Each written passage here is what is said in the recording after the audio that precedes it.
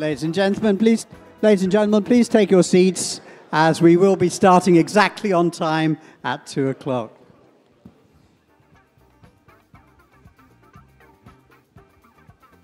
Oh, goodness, how well behaved you are. I'm quite surprised. Okay, this event will be broadcast live on YouTube and Facebook and several other locations. So that's why we have to be strictly on time. So let me just check. Okay, we've got 2.5 minutes to go. So you can relax and talk among yourselves for 2.5 minutes.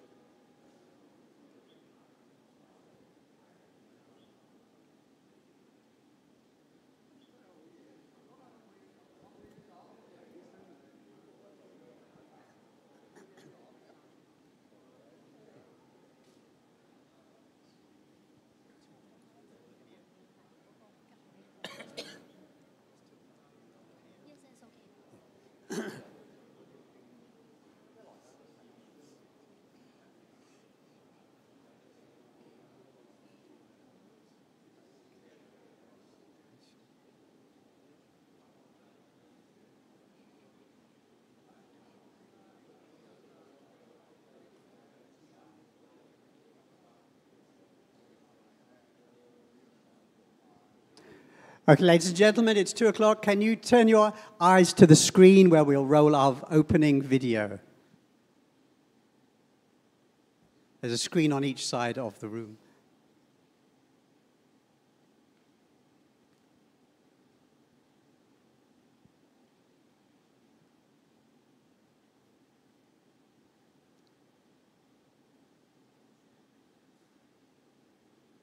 Wise people realize that to achieve peace, you need justice. And that's where Hong Kong comes in. The city has long been one of the top 3 centers globally for arbitration. It's also the world's top hub for mediation. And from this year, it's the home of IOM, a new global legal center. And that's why experts in resolving disputes in multiple areas, from sports to technology, are speaking at a cutting-edge forum in Hong Kong. Thank you. Good afternoon, ladies and gentlemen. Thank you for coming. Welcome to this wonderful new venue. As you can see, it's very historical, and it's the right time to have a historical event like this in Hong Kong. Historical time in Hong Kong's development too, especially its legal development. As you can see, the room is very old. It comes from the time when people were very, very tall. And, you know, lawyers have a reputation in some countries as being people who create problems. But in Hong Kong, and I'm generalizing here, but in Hong Kong, generally, lawyers are seen as people who solve problems. Am I right? Yeah.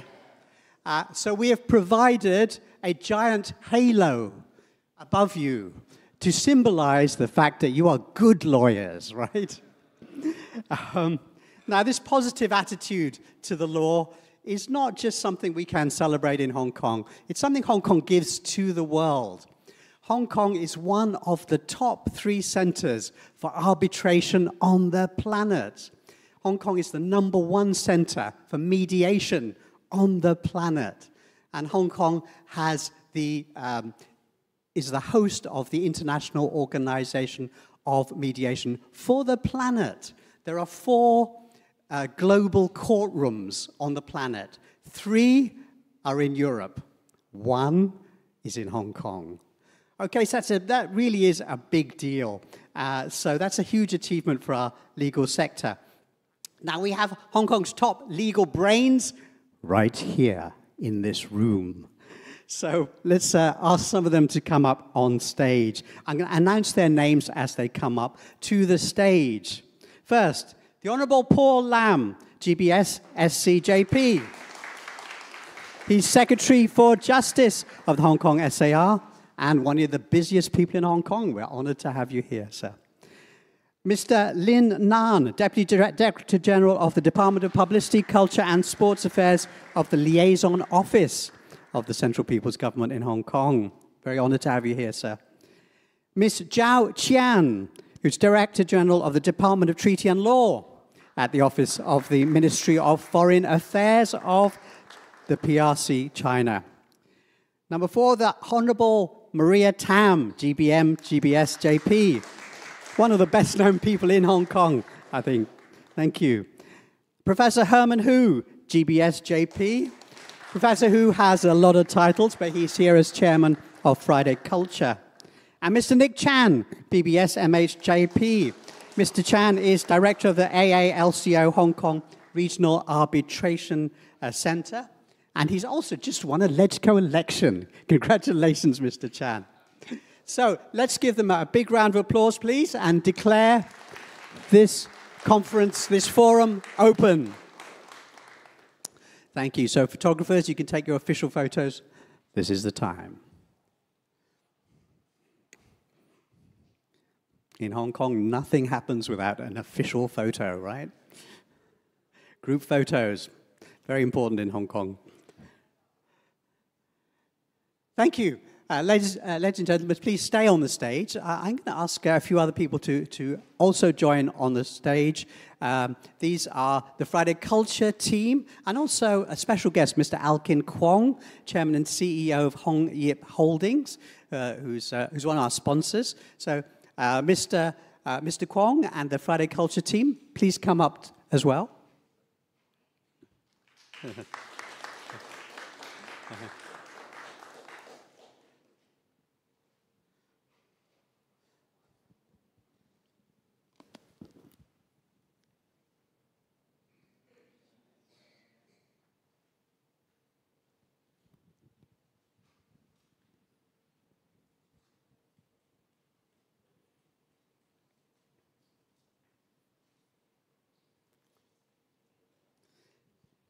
Let me just add a few names. We have Professor Whitman Hong here and Nick Chan.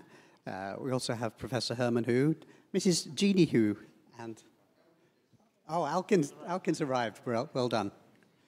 Alkin Kwong's just arrived. That's great. Next to Jeannie Hu, and also Dr. Henry Ho and Mr. Vincent Ho.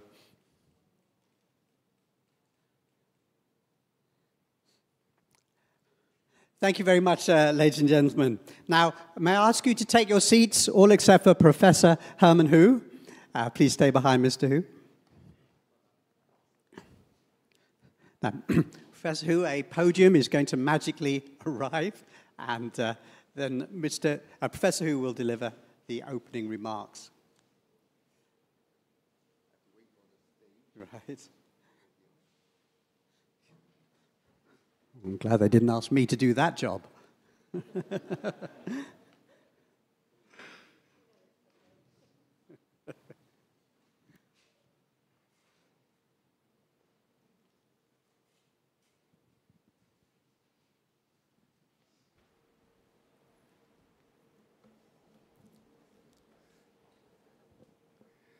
Thank you, Nuri. Good afternoon, the Honorable Mr. Paul Lam, Mr. Lin Nan, Ms. Zhou Chen, the Honorable Ms. Maria Tam, and Nick. Distinguished panelists, ladies and gentlemen, I warmly welcome you to this 5th International Forum hosted by the Hong Kong Coalition and Friday Culture. This year, we are delighted to be joined by an additional co-organizer, Asian African Legal Consultative Organization, Hong Kong Regional Arbitration Center.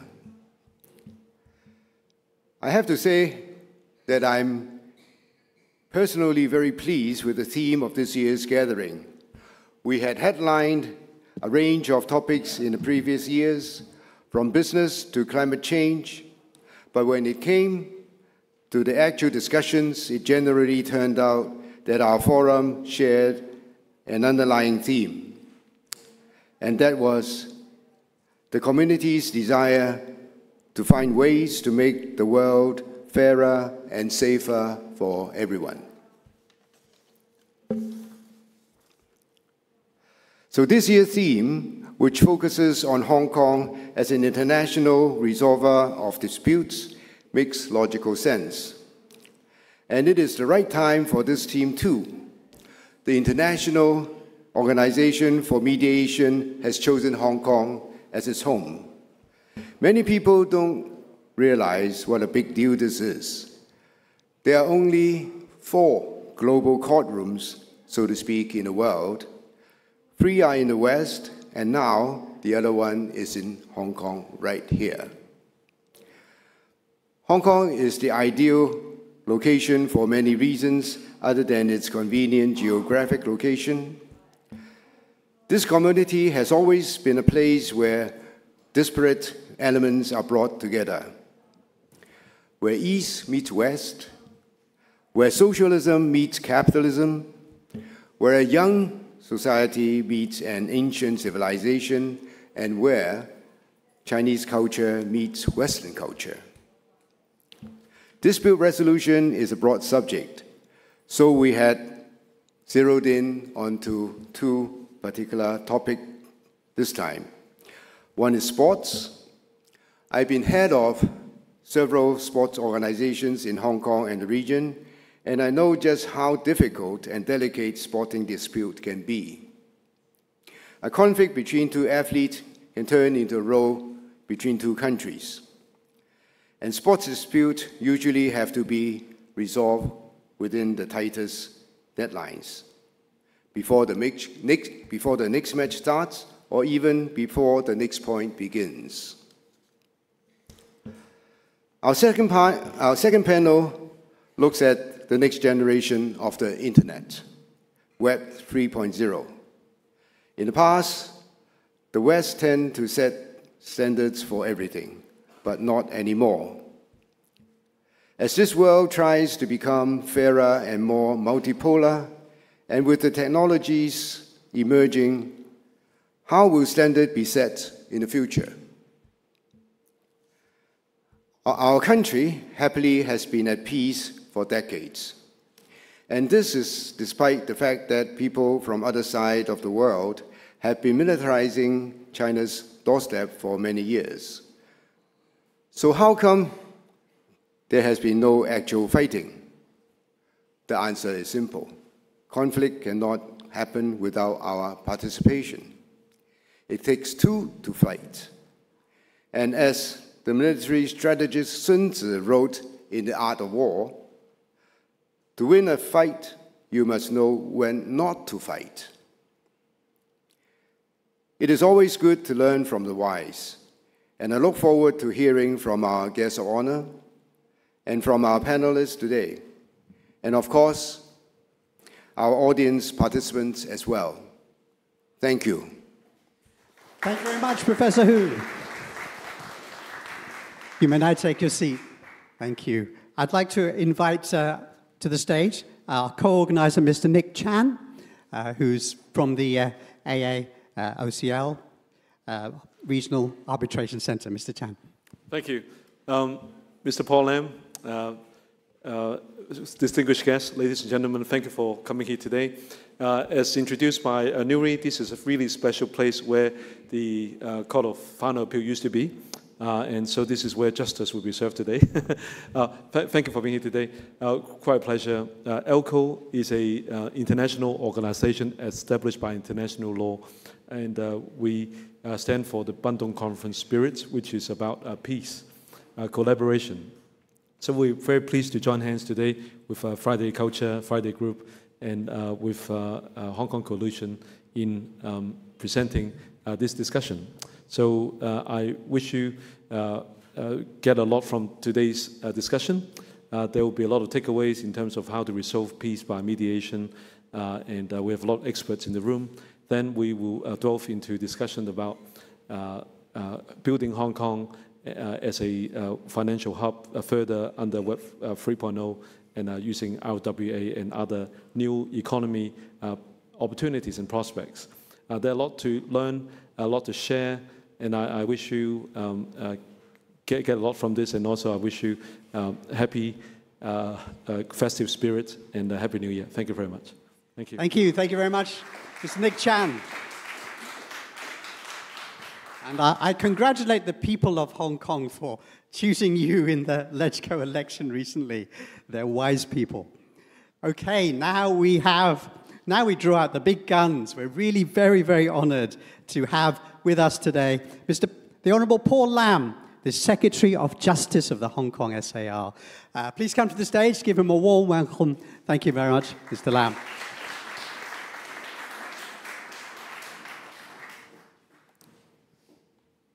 Ms. Maria Tam, Professor Herman Hu, Mr. Nick Chan, distinguished guests, ladies and gentlemen, a very good afternoon. I'm very grateful to be given the opportunity to speak at the 5th International Forum, co-organized by Friday Culture Limited, the Hong Kong Coalition, and ELCO Hong Kong Regional Arbitration Center. And I would like to begin by expressing my appreciation to the organizers for their ongoing efforts in hosting this event. This year's theme, Problem-Solving City, Hong Kong as a Dispute Resolver, Transnational Connector and Cultural Bridge, aptly capture one of Hong Kong's unique roles, and is especially relevant at a time of global uncertainty, as economies and communities around the world navigate post-pandemic recovery, rapid digitalization, and shifting geopolitical landscapes. The ability to connect, mediate, and build trust across boundaries is essential.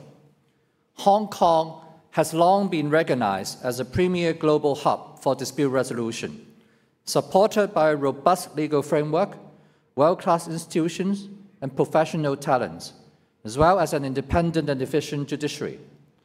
The establishment of the International Organization for Mediation, the IOMAC, headquarters in Hong Kong, further reinforces Hong Kong's status as a center for peaceful dispute resolution. As the world's first intergovernmental legal institution dedicated to resolving international disputes through mediation, IOMAC provides an additional avenue for handling disputes between states, between the state and foreign nationals, as well as international commercial disputes. On the other hand, Hong Kong continued to serve as a transnational connector and cultural bridge, linking East and West through its strategic location, multilingual environment, and active participation in initiatives such as the Belt and Road Initiative.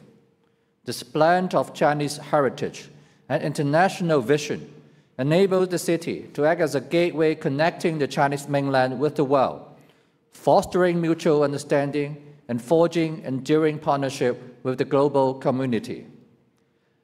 Today's program, with its two engaging panels, first, mediating dispute in sports, and second, setting and harmonizing standards for Web 3.0, offer a timely opportunity for thoughtful exchanges. And please allow me to offer a few very brief observations ahead of the discussions by the panelists. First, mediating dispute in sports. With the hosting of competition events during the 15th National Games and the opening of the Kai Tak Sports Park, Hong Kong's sports sector is experiencing continuous development. As the industry grows, so does the need for effective dispute resolution services tailored to address sports-related issues, from commercial and contractual dispute to competition and governance issues. A dedicated and streamlined mechanism for resolving sports-related dispute is pivotal to advancing Hong Kong's sports development. Delays in resolution can derail a sportsman's career or disrupt the operation of a sports organization. A reliable and effective dispute resolution framework will not only safeguard the interests of the sportsmen and sports bodies, but also increase confidence, stability, and professionalism across the sector. As an international legal and dispute resolution service center, Hong Kong is well positioned to become a trusted hub for sport dispute resolution. Globally, the sport dispute resolution landscape has made considerable progress. The Court of Arbitration of Sports, the CAS, headquartered in Switzerland, with its global network of arbitrators and mediators, provides structured mechanism for adjudicating sport dispute efficiently and transparently. In the Chinese mainland, the establishment of the China Commission of Arbitration of Sports, the CCAS, under the revised sports law, represent another significant step, laying the foundation for a comprehensive sport dispute resolution system in our country. These experiences offer valuable reference points for Hong Kong. During my duty visit to Europe earlier this year, I had the opportunity to visit the office of the French National and Olympic Sports Committee and meet with the representative from the Chamber of Arbitration for Sport and the Conference of Conciliation of CNOSF. These exchanges offer valuable insight into the committee services in sport arbitration and conciliation, and highlighted the importance of nurturing a collaborative culture in which dialogue and mutual understanding form the foundation of effective sport dispute resolution. This experience has further reinforced my belief in the importance of fostering a similar culture of structure and proactive resolution in Hong Kong. The Hong Kong government has indeed been proactive in developing a dedicated sport dispute resolution system. The Department of Justice worked closely with the sports and legal communities to establish the pilot scheme on sport dispute resolution, which was a key policy initiative under Chief Executive 2024 Policy Address. I'm glad that the pilot scheme was formally launched about a week ago on the 11th of December. The pilot scheme incorporates a mediation-first, arbitration-next process, thus reinforcing the efficiency or efficacy of mediation for resolving the sport dispute. We are confident that mediation is particularly fitting given its speed and cost efficiency, its capacity to preserve relationships, as well as the potential to deliver creative and practical solutions. In fact, we consider that the said initiative goes beyond a policy measure. Fundamentally speaking, it's about culture building. To work towards this direction, the DOJ has long been committed to promoting the wider use of mediation in Hong Kong and deepening the mediation culture. And we see significant value in extending this to the sports sector. Please rest assured that we will continue to engage in dialogue and collaboration with partners across sectors to raise awareness and nurture talents in the sport dispute resolution through educational programs and promotional events, with the goal of cultivating a healthy and sustainable sport ecosystem grounded in knowledge, professionalism, and trust. Today's panel on mediating dispute in sport brings together sport industry leaders, elite athletes, and legal experts to share perspective on the growing importance of mediation in sports. The insights will shed light on how a robust, fair, and efficient dispute resolution system can benefit our sporting community, thereby paving the way for Hong Kong to become a trusted hub for sport dispute resolution. Turning to the setting up and harmonizing standard for Web 3.0. The second panel discussion is about setting and harmonizing standard for Web 3.0. Web 3.0 represents the latest generation of the Internet, characterized by decentralization, blockchain technology, and user sovereignty. With Web 3.0, users have greater control over their data and transaction, fostering trust and transparency through cryptographic mechanisms. Coupled with the development of artificial intelligence, Web 3.0 has opened up new applications and opportunities to various sectors, including the legal and dispute resolution industry. Web 3.0 technologies enhance enforceability and transparency in contractual obligation and create further synergy when integrated with AI. Take smart contract as an example. Smart contracts are digital agreements stored on the blockchain and they execute automatically. They often incorporate key contractual clauses such as dispute resolution and governing law clauses. AI smart contracts can even analyze data, adapt to different contexts, and improve accuracy in future decision-making when executing for the contract. Electronic evidence is another good example. Electronic evidence can be verified using blockchain time stamping. AI can supplement it by accurately identifying, extracting, and analyzing digital evidence, hence ensuring the integrity and admissibility of electronic evidence. It's therefore essential for legal professionals to understand the implications and embrace these technologies to enhance efficiency in their practice. The government has been proactive in supporting the development of Web 3.0 in Hong Kong. In 2022, the policy statement on development of virtual assets in Hong Kong was issued by the Financial Service and Treasury Bureau to set out the policy stance and approach towards developing a vibrant sector and ecosystem for virtual assets in Hong Kong.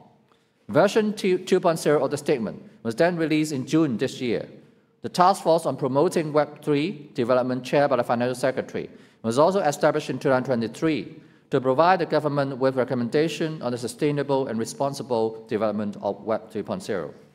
With all the efforts made as aforementioned, the Stablecoin Ordinance came into effect on the 1st of August 2025. With a view to facilitating sustainable development of the stablecoin and digital asset ecosystem in Hong Kong by introducing a licensing regime for fiat reference stablecoin issuers.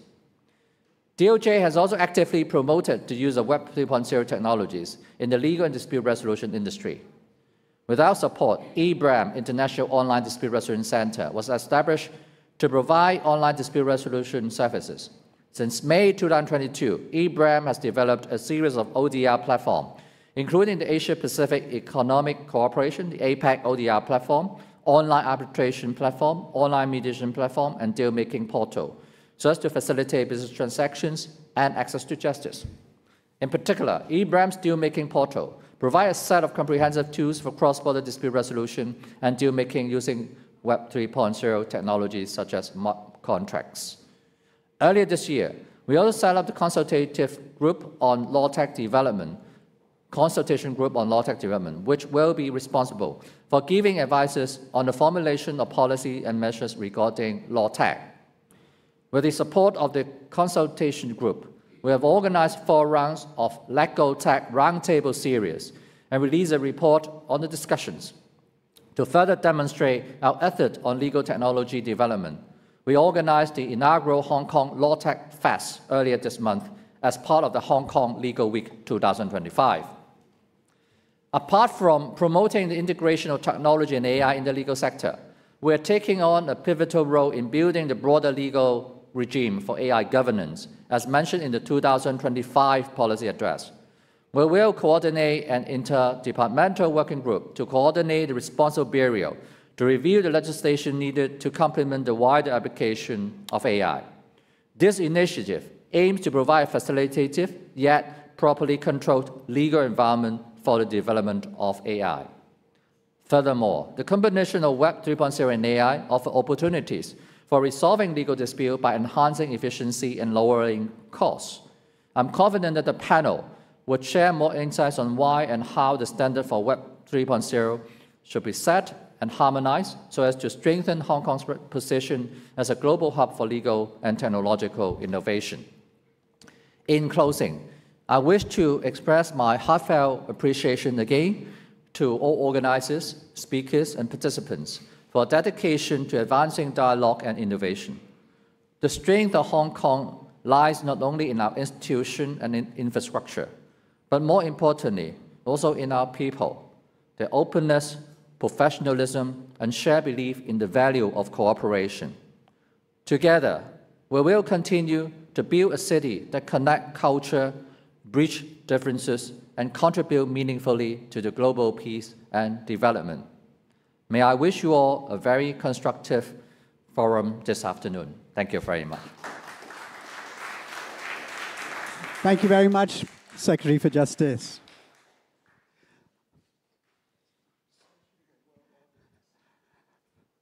Sorry, this podium is going to be invisibly disappeared, and chairs put out for a panel. I'm so glad the Secretary of Justice talked about AI and keeping AI in check, because I'm sure next year I will be replaced by some sort of Chinese robot. Chinese robots seem to be able to do everything, including dancing. So doing the job of an MC, I think, will be very easy for them. Okay, now, as mentioned earlier, the opening session, we move on to the discussion part of the meeting. And as Professor Hu said, Hong Kong's long been a bridge between different parties, between East and West, and between different cultures. So we're going to move on to the first panel now, which will look at disputes in sports. Now, I'm going to invite Mr. Nick Chan to return to the stage to moderate the first session. Thank you very much, Mr. Chan. Thank you, Nuri. Ladies and gentlemen, without further ado, I'll proceed with our panel one discussion. The discussion we have in panel one is mediating and disputes in sports. I'm pleased to serve as a moderator, and please allow me to introduce our panelists. And I would like to invite our panelists to please come up as I introduce you. Mr. Yeung Tek Keung, Head of National Games, Coordination Office.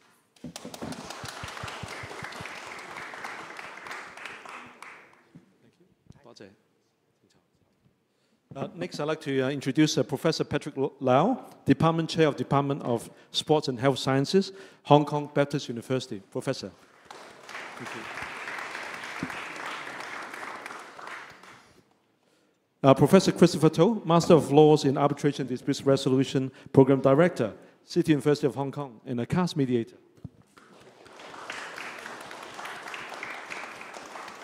He's also a trainer of ELCO sports program.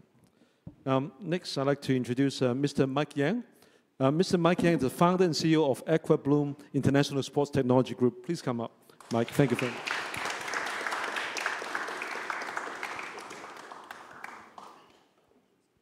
And last but not least, we have Mr. Franklin Koo, SJD scholar from the University of Hong Kong. Franklin, thank you.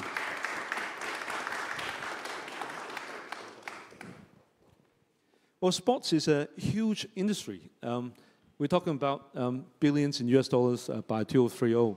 So huge sector, lots to cover, and it's more than our love for sports. It's also truly kaching. It's a business. It's an industry. So we've had a lot of investment in infrastructure. We have the good work of Mr. Yeung in very successful national games. Don't you think? Big hand for Mr. Yeung. Thank you. Truly amazing, truly successful, and Hong Kong is a sports city. So now, if I could start with you, Mr. Yeung.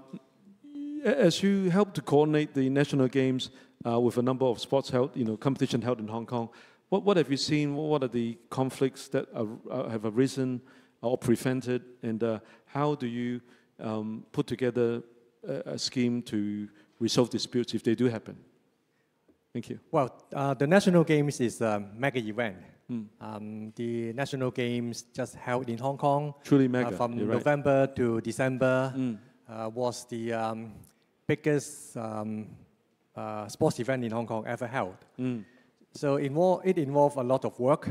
And as the National Games is a government event, because in the mainland it's organized by the Sports Bureau, and in Hong Kong it's by the National Games Coordination Office.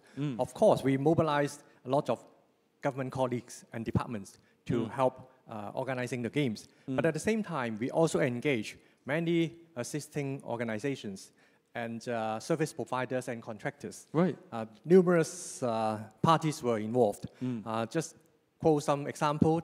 In organizing the competition itself, we need the help of the national sports associations in Hong Kong.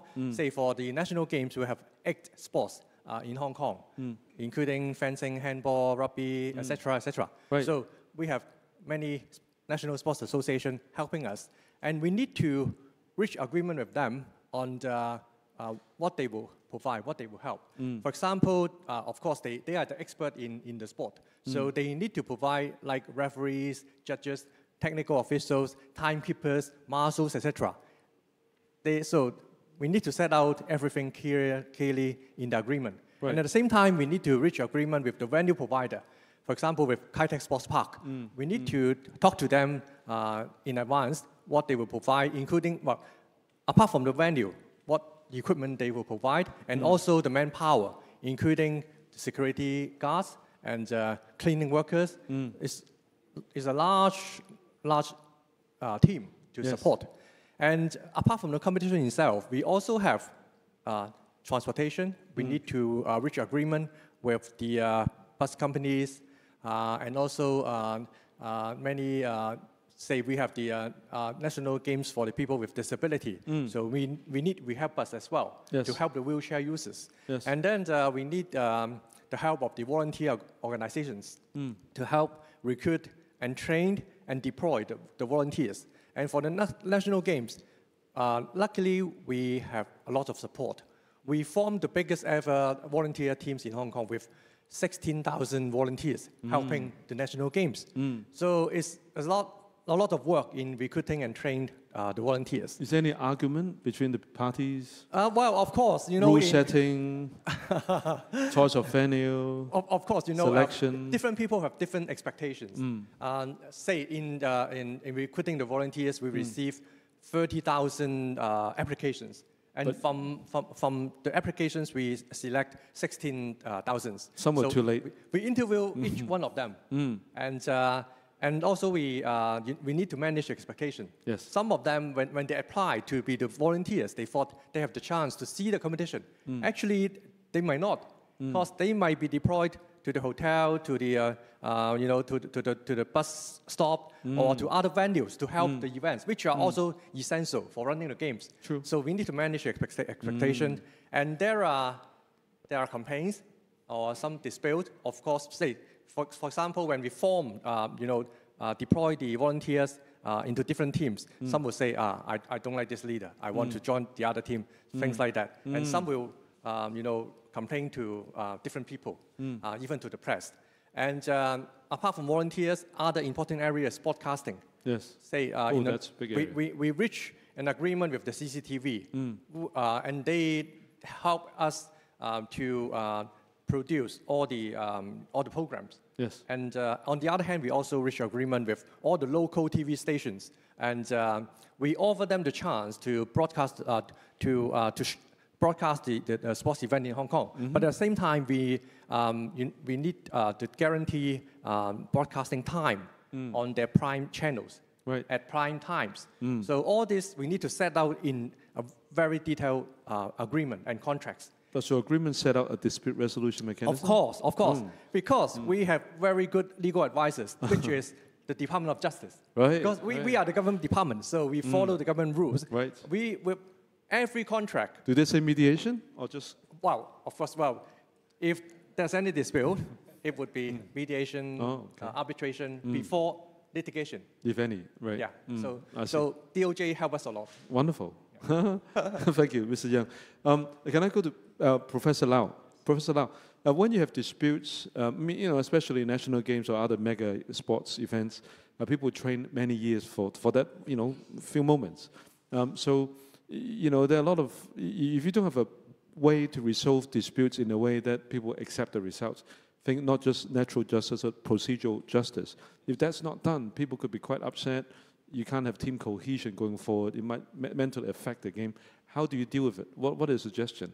Yes, to respond to your question, Nick, please recall the picture of Michael Phelps when he finished 8 gold medals in 2008 Beijing Games. The very difficult one is just one fingertip, 100-meter butterfly. We are not talking about the physical capability. We are talking about the mental toughness. This is very close margin. And think about our local hero, Edgar Zhang Galong, the final hit. Do you think he's thinking? He's not thinking. Muscle reflex. He cannot be distracted by even 1 millisecond.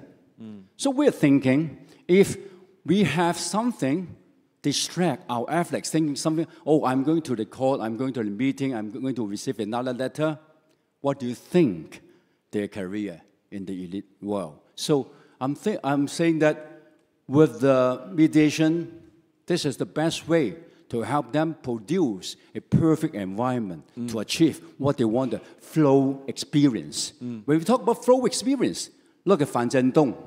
How he responded to table tennis is, even this is faster than we can talk, to comment.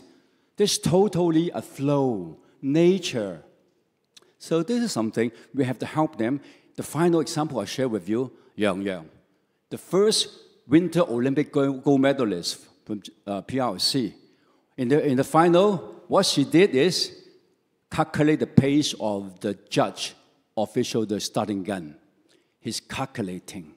So he has very cold focus. With that focus, I'm making an analogy, tunnel vision.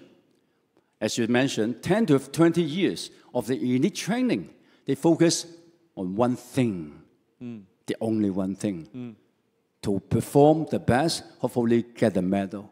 So I think the mediation or arbitration approach will help the athletes to reach the perfect form. Thank you. If I could then move on to Professor To. Professor Lau talked about, finding a way to resolve disputes to reach a perfect tone.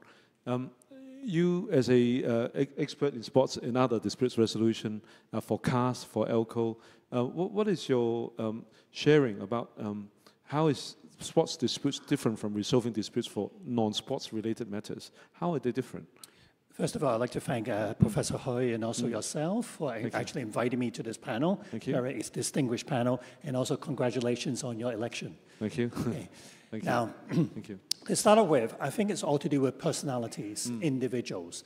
I think basically, at the end of the day, if a sports personality basically believes that there is injustice in the whole process, they're not just looking for a remedy, they're looking for something that they can actually rely on. That they believe that this is something that they believe they've committed and they're going to agree to. So I think it's all about personalities. And I think in the commercial setting of a dispute, you don't really involve the interpersonal skills so much.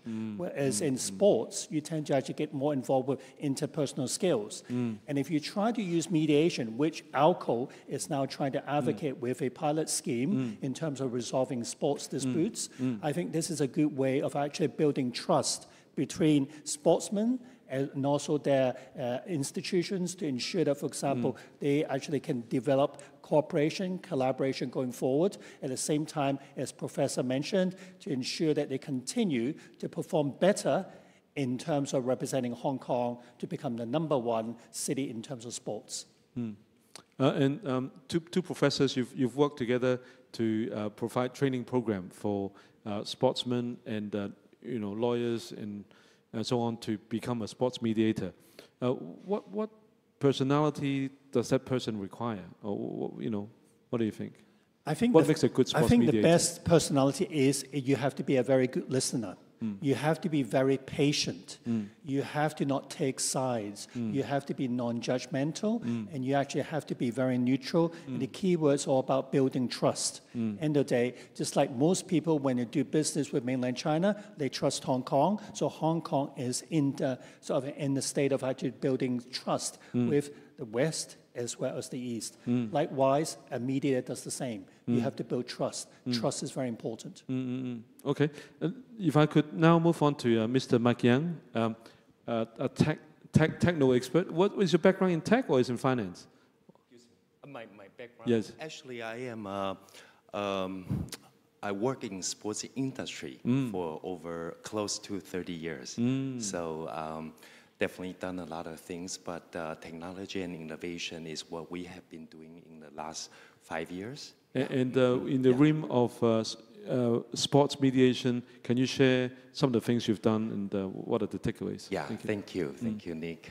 First of all, I'd love to express my gratitude to be here. Thanks to Professor Hu and the organizer. My name is Mike Yan, as mentioned. I work in the sports industry for 30 years and also a serial entrepreneur. So I'm not a legal expert, but I would like to share personal opinion about this topic. Sure. Okay, so I think technology definitely ultimately is a very powerful tool to increase efficiency, to lower cost, to invent new function, to in our business to increase revenue and lower cost. I think the same principle can definitely apply to mediation, dispute situation issues in sports as well. I give you an example. Actually, there's one platform from Canada called Sport Dispute Solutions, and since it's launched, actually the effect is amazing. Okay, it's actually lower. The cost compared to traditional mediation is only 1/10 of the cost, and also the success rate is 78%, and also the average time to take care of a case reduced from 55 days to 18 days. So I think it's pretty obvious when you have a digital intelligent platform that apply AI or Web3 or even FinTech, there's an immediate benefit that you can increase the automation, the speed, and the trust and accessibility, because then you have no limit of time and space. And another example, which actually our company very honored to own lately, is we signed an exclusive project with FIBA. FIBA, the basketball association. We are creating a platform that's serving the 3 billion fans around the world. And so and we will be serving all the national team around the world. We will be serving all the big events. And would you be using Hong Kong as the dispute resolution? Absolutely. We just need to do more promotion together. Thank you. Thank you, Mike. If I could then move on to Franklin. Franklin, your article on the Hong Kong lawyer caught our eye. The Law Society of Hong Kong has a monthly publication, and Franklin's article was featured talking about baseball arbitration. Yes. What is a baseball arbitration?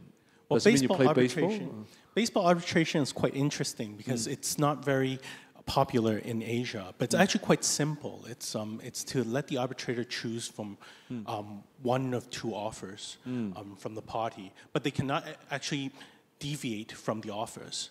So it's kind of like a game theory where one offer is taken, but both of the parties will contemplate and think, well, I don't want to take the risk. I want to take the gamble. So they take a compromise stance in their offers to actually give two very reasonable offers to the arbitrator to choose. So each party give an offer? Yes. Okay. And the arbitrator only has to choose one of the two. Right. So usually both of the offers are quite close to each other. They can't be too far off because the one that's too far off will not be chosen by the arbitrator. But this isn't very popular in Hong Kong, so that's why I've written the article in Hong Kong Lawyer. I think What's popular in Hong Kong then?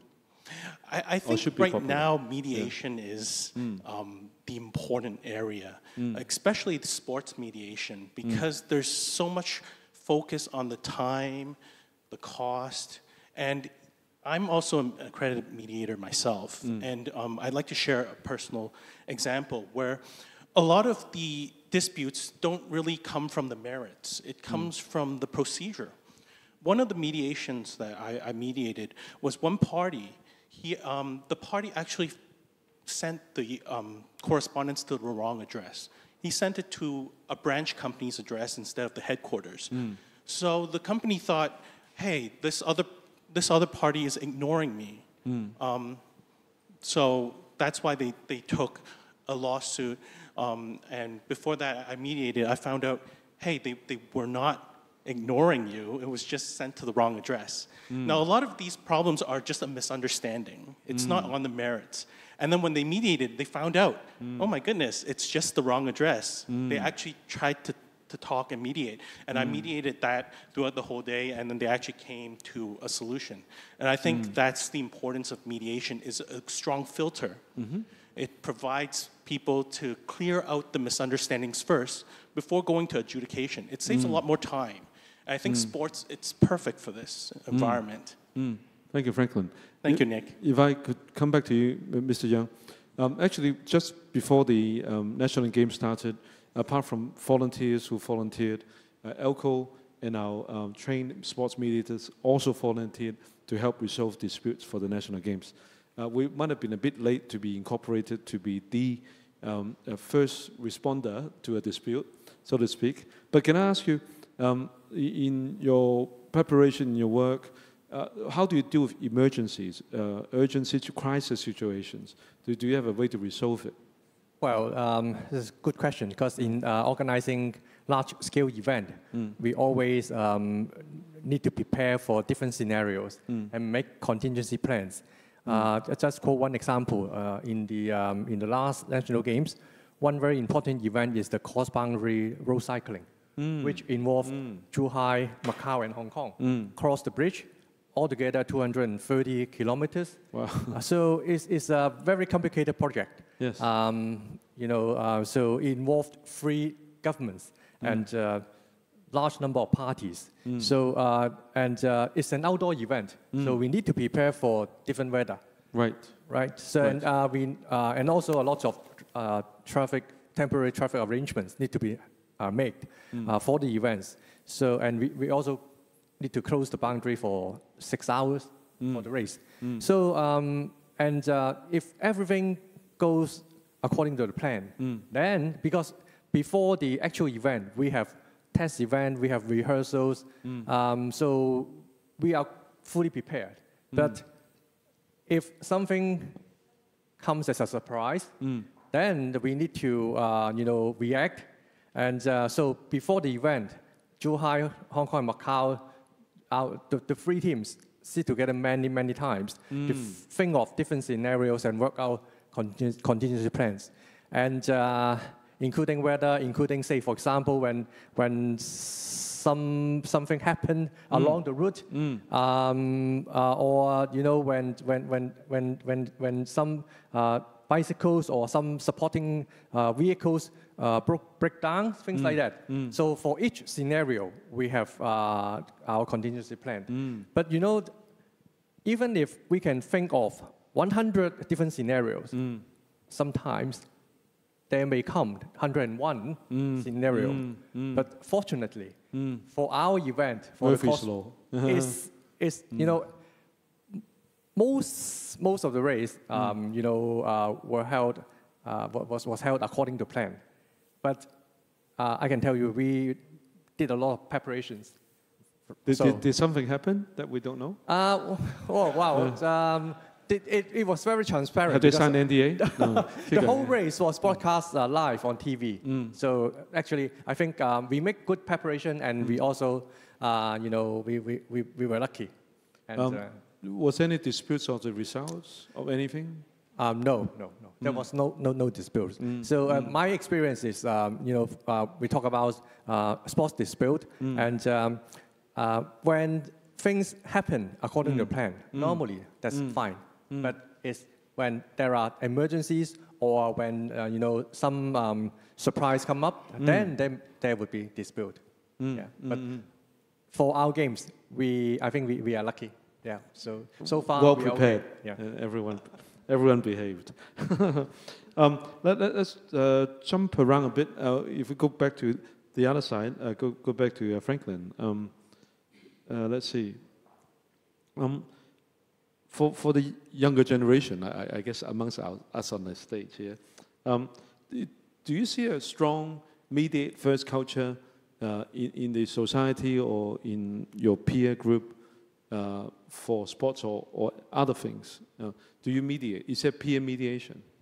Thank you, Nick. That's a good question. I think right now, currently, there's some barriers to understanding what mediation is.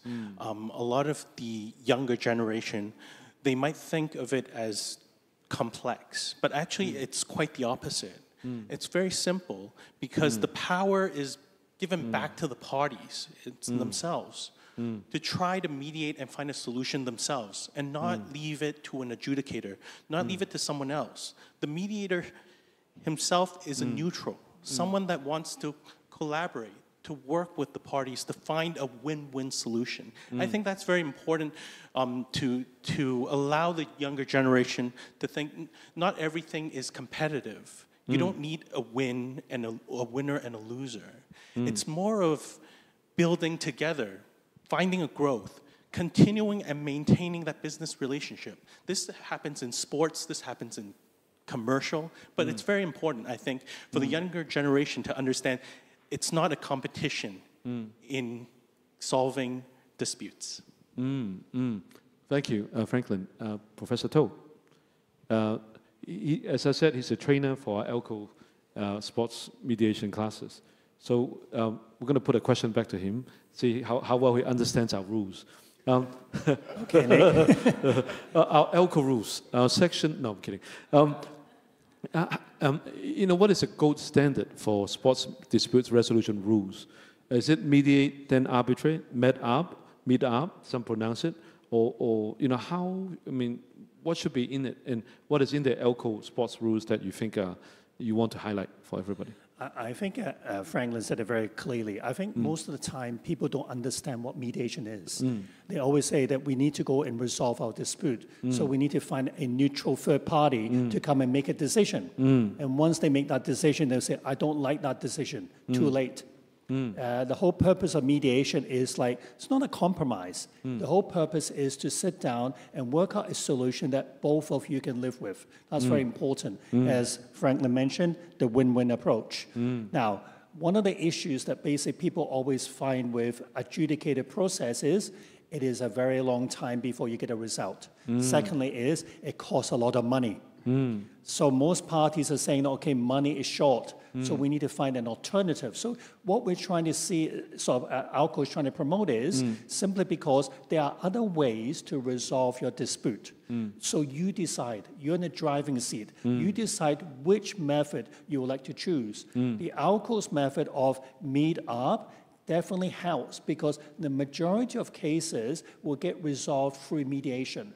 So I'm very optimistic that the sports mediation will be used a lot in Hong Kong. Because at the end of the day, we have this culture, a Chinese culture, of trying to preserve relationships. That's very important. Because at the end of the day, if a sports personality starts to sue a club, the chances are that club is going to talk to other clubs. And the community is a very small community. So the chances of this person getting transferred to another club will be very slim. Yes. But the key thing is about trying to resolve your current issues in a more confidential, private way so you can both live together. That's very important. So I guess you're also saying to resolve disputes within, let's say, NSA, a sports association, you want the issue, the platform, resolving platform to be outside of the sports association, so it's more independent, right? So it feels better. A question for everyone, for the panel. We've discussed professionalism, technology, and education. What is the missing piece to bring everyone together to appreciate the benefit of resolving sports-related disputes by mediation, if not successful arbitration, so that we can grow the pie for the sports industry? What is missing? Is anything missing?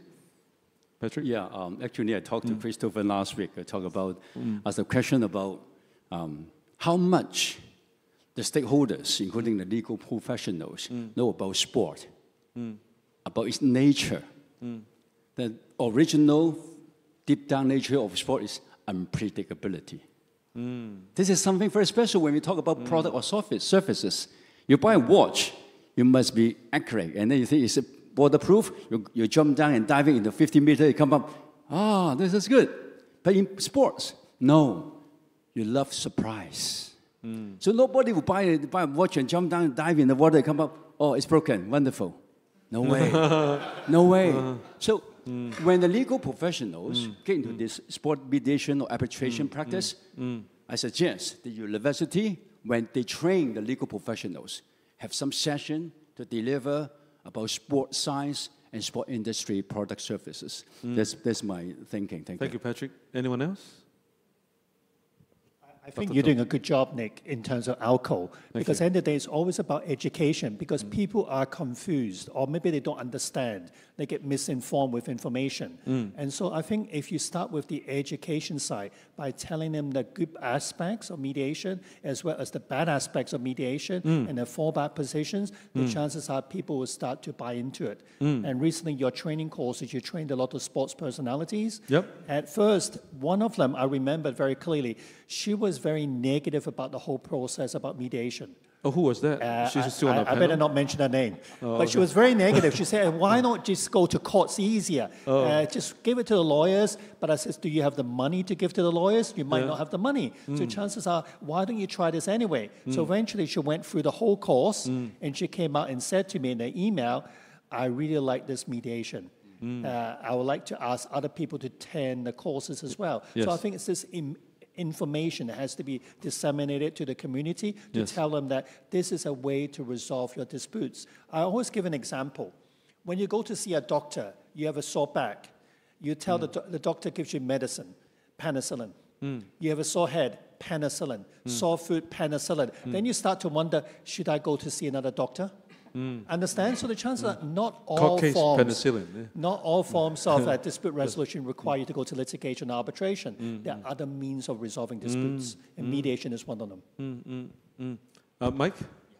The question is positioning Hong Kong as the center, right? Sure, actually, I definitely feel Hong Kong has such strong foundation for not only the mediation center, but the industry center. You know, of course, mediation, the legal service is part of why it can be so strong. First of all, Hong Kong already a international financial center, now becoming a technology innovation center.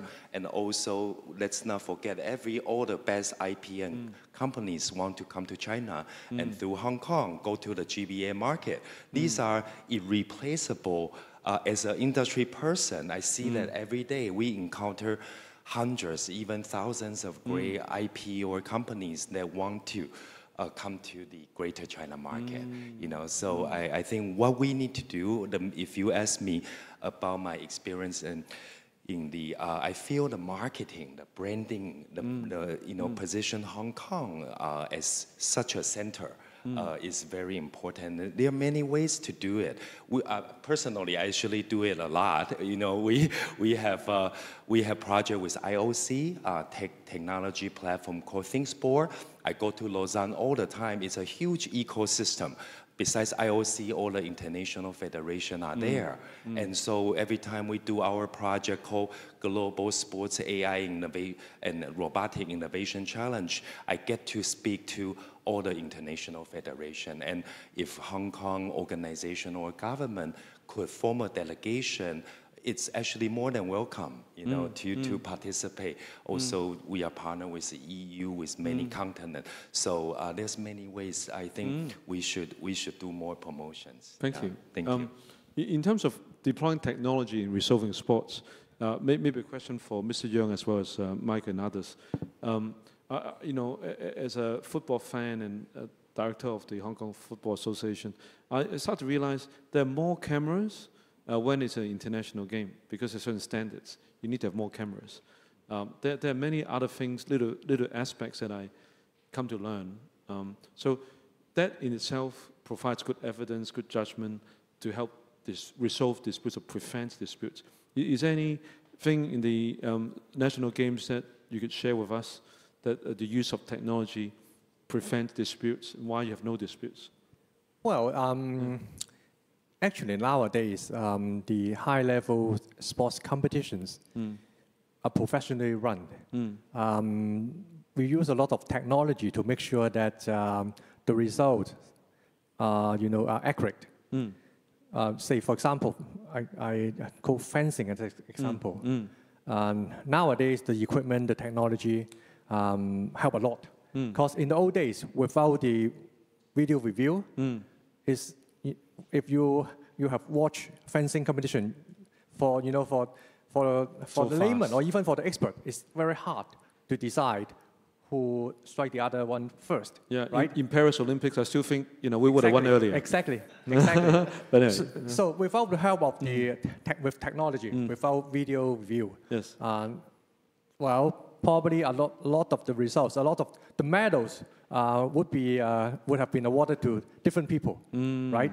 So technology in fencing help a lot, and also in other sports as well. You mentioned football. Now we have VAR. Of course, a lot of people still complain about VAR, but when the team lose, relatively it has helped a lot, right?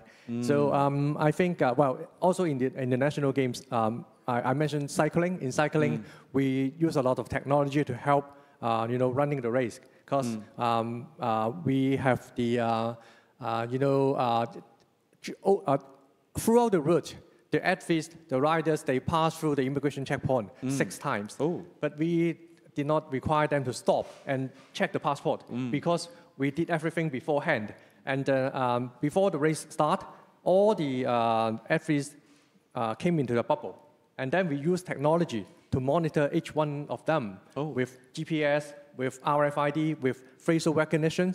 So we want to make sure that all the athletes are on the right track, and so that we know their identity and they can pass through the immigration checkpoint without stopping for checking the passport.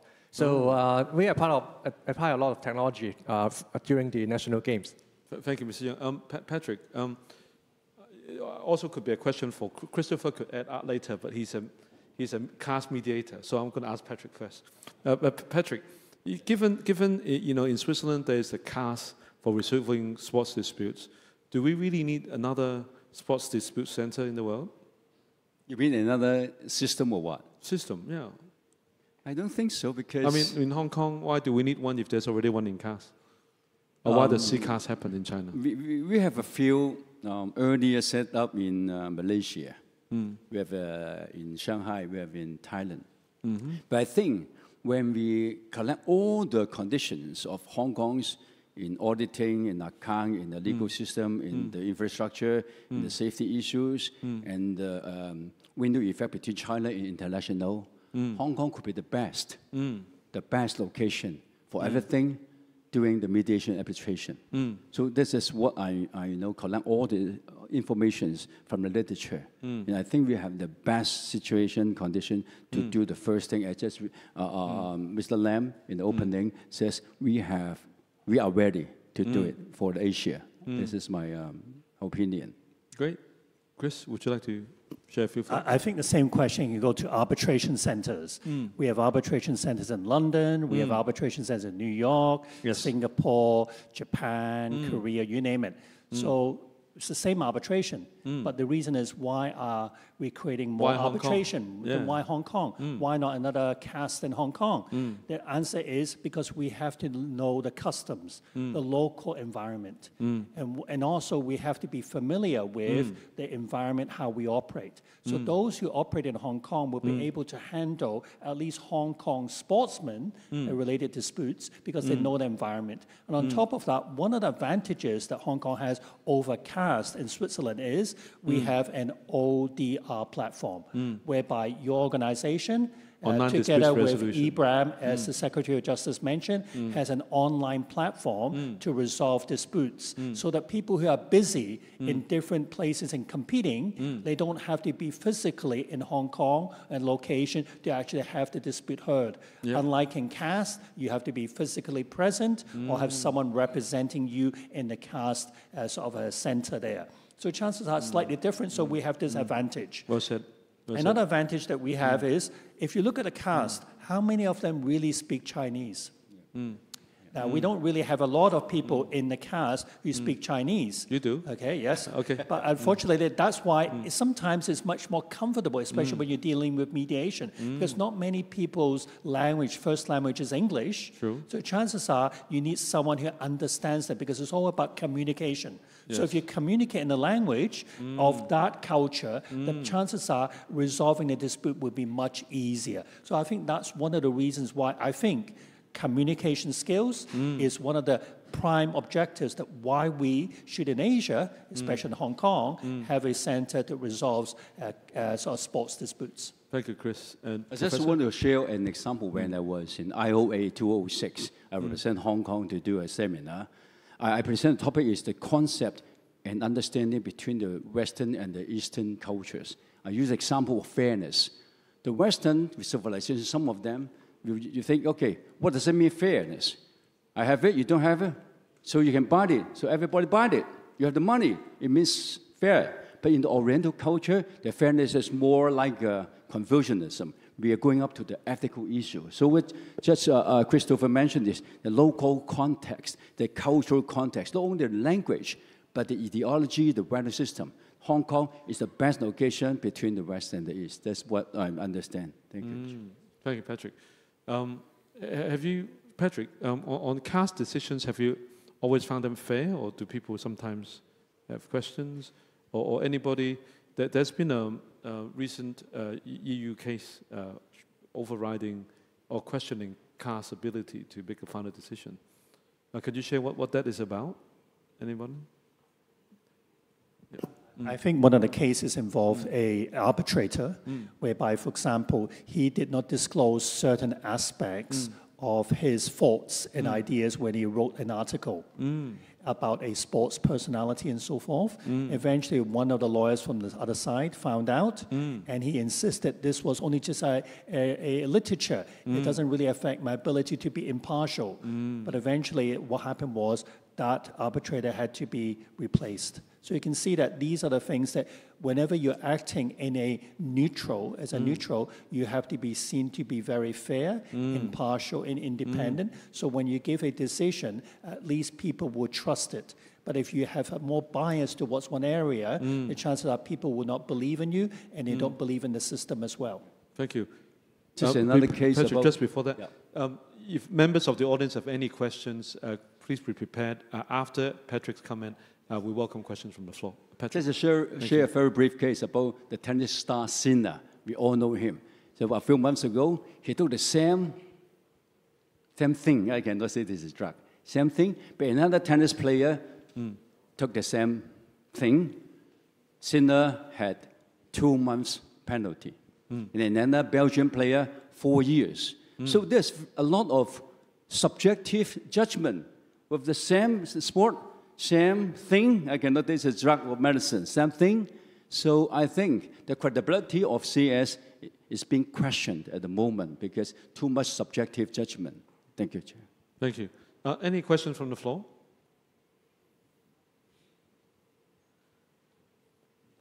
When's the next program? The next program? You have it on the... Oh, okay. Thanks very much, Nuri. Thanks very much. I'll just read it straight out. Sports disputes can be a huge deal. Not only are they a matter of importance to the individual athletes, but also they can be arguments between two countries. How do you take these international or political factors into account? Do you have different processes depending on the scale of the dispute? We've seen some, haven't we? Some countries asking to take back the gold. I think political things are more to do with politics. That tends to be more difficult to deal with, so you have sort of intergovernment departments to deal with those. I think sports are much more to do with personalities, about, for example, my rights and so forth. The chances are I would always encourage people to start with mediation first, because at the end of the day, you might get a better deal out of mediation before you go to arbitration. So I think that at least you can try that. But some disputes, you have no choice but to go through arbitration, especially those involving doping, as Professor mentioned. The chances are you have no choice. But for those relating to transfers, relating to, for example, your rights to actually compete in a sporting event, those you might be able to do it through mediation first. So I think it's difficult to bundle politics with commercial as well as sporting disputes together, because all three are slightly distinct and different in terms of the nature, outcome, and the expectations. I agree with Chris. I think I'd like to share a proverb, which is don't hit a fly with a hammer, which is you often want to see, especially with politics, there's a lot of emotionally charged effects here. So you want to mediate this first, I believe. I agree with Chris, because a lot of these issues can be solved by just mediating, just talking it out. It's not just win or lose, and I think that's the point here. Thank you. Is there, Chris, did you want to add? And also, I agree. And also, when you talk about politics, there's always a hidden agenda behind you do not know. And the only way you can find that hidden agenda out, as Franklin said, you need to sit down and do it privately through mediation to find out what is the hidden agenda. If you have to be responsible for your constituents to say something, how can we draft that or craft that communication so that you are seen to be delivering to your constituents, while at the same time we can seem to be working together. I think it's more to do with collaboration. But to get to the bottom line is you need to know about the hidden agenda first. That's very important. There's a very famous football star that appeared in Hong Kong, appeared in India, and left quickly. What do you guys think? Could we have prevented issues? Could we have resolved them better, quicker, prevented it? Is there anything that could have been done? In terms of the contract. Oh, Mr. Young wants to say something. He knows something. Let's listen to him. Of course, I'm a lifelong football fan, and I like the player. Yes. He's good. Wow. Yes. He plays well, you mean. Yeah. So on this case, of course, different people have different views. But I would think if we really want to know the cause, probably we need to see the contract. We need to see the contract between the team and the organizer, and between the organizer with the player, if there's any, and also the contract between the team and the player. Because when the player came to play an exhibition match, probably it's not included in the contract between the team and the player, because it's not a regular match in the States. It's an exhibition match. It's a match organized by the team to earn extra money through a tour in Hong Kong and Japan as well. So whether the contract between the team and the player include such a tour, we don't know. So when people ask my opinion, like a year ago, I always said, without knowing the details of the contract, it's very hard for us to comment on who is right or who is wrong. A year later, when you know the contract? No, I'm kidding. No.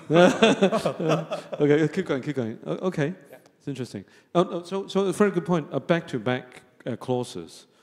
So if we want to continue to drive, resolving sports-related disputes by mediation and arbitration, and there are 85 NSAs in Hong Kong, many different competitions, many different local programs, international programs. If we don't sync up with back-to-back clauses where we resolve disputes in one place, then or in one manner at least, it will be hard, right? What are your thoughts? And I think, Nick, dispute resolution clauses are last resort. I think I always advocate it because it's a risk matter. So most companies, I think the Hong Kong government is very good at this, line to take. So if this doesn't work, next stage, what do we do? I think we need to actually have that mindset in Hong Kong that if we do have a process we go through, it doesn't work, we quickly have to actually come onto our 2 feet and say, how do we find an alternative? And I think if we do that, at least the fans and everyone will say, maybe he cannot talk or cannot do certain things, but we have a replacement.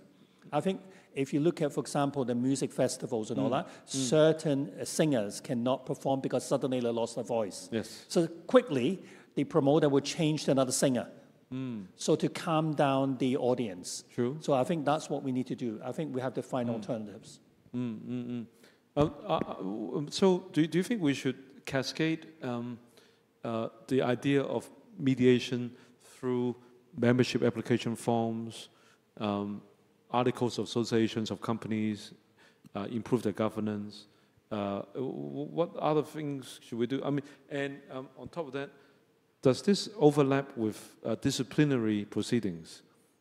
Should certain disputes, the person not happy with the decision, be arbitrable or something that should be mediated? What do you all think? Maybe take the first one first. How do we cascade the idea, implement it? So if we all want to do sports disputes through mediation, sports-related disputes through mediation, how do we do it? Apart from everyone being educated, understanding why this is good, why this is particularly good for sports, growth for sports, how do we implement it?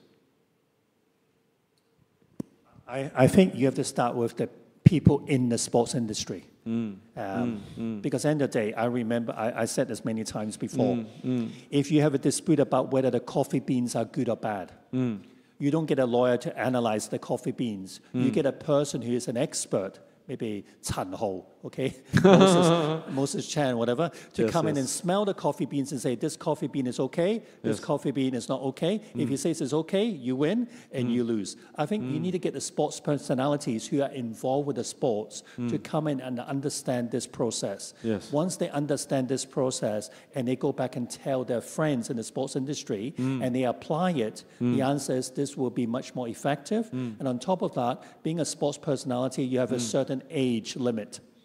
So the chance that this could be seen as his second career, to tell them that you're actually helping fellow sports personalities resolve their disputes. So I think if you do it that way, and the community of Hong Kong will see, wow, a movie star or a sports personality, they're using it, so we should try it. Yes. So I think if you do it that way, I think it might work. To add upon what Chris said, Thank you. I think the importance is the government supporting sports dispute resolution, and this is reflected in the pilot scheme this month, which allows ELCO as well as EBRAM doing the technology. So there's a strong platform there, there's strong support.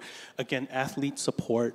You want athletes to buy into the system, where the system is providing credibility, and it also provides a lot of dedicated to sports, so that they know that as an athlete, they're going into a sports dispute resolution system that's catered to sports. So they're not worried about, let's say, a lawyer just knowing coffee beans. They know that this person knows sports, understands what they're talking about, and understands the sport that they're in. I think that's the most important to build on. If you drink 3 glasses a day, 3 cups a day, maybe you can comment on it.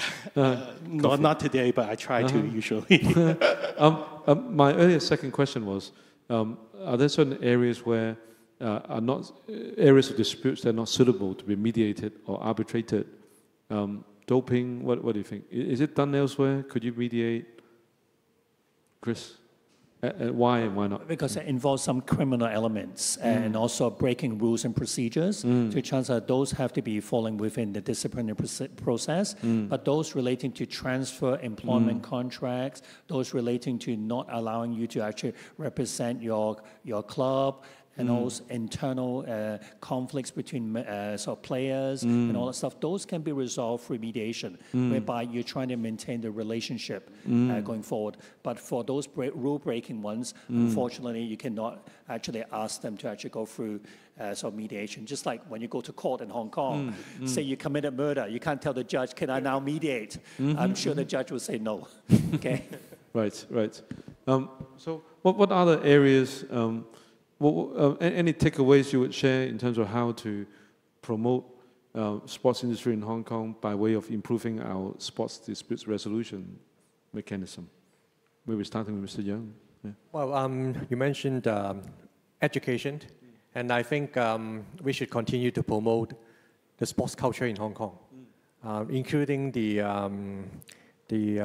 participation and knowledge of the general public in sports. Because nowadays, sports has become a very specialized area. And say, for example, when people talk about sport disputes, some people thought, oh, how about selection of athletes? Yeah, that's huge. Yeah, a lot of people mention how mediation or arbitration can help to minimize the dispute in athlete selection. Of course, it provides a way to solve dispute. But actually, I think people should know selection of athletes in different sports is a very professional and involve many professional judgment. And it's a very specialized area.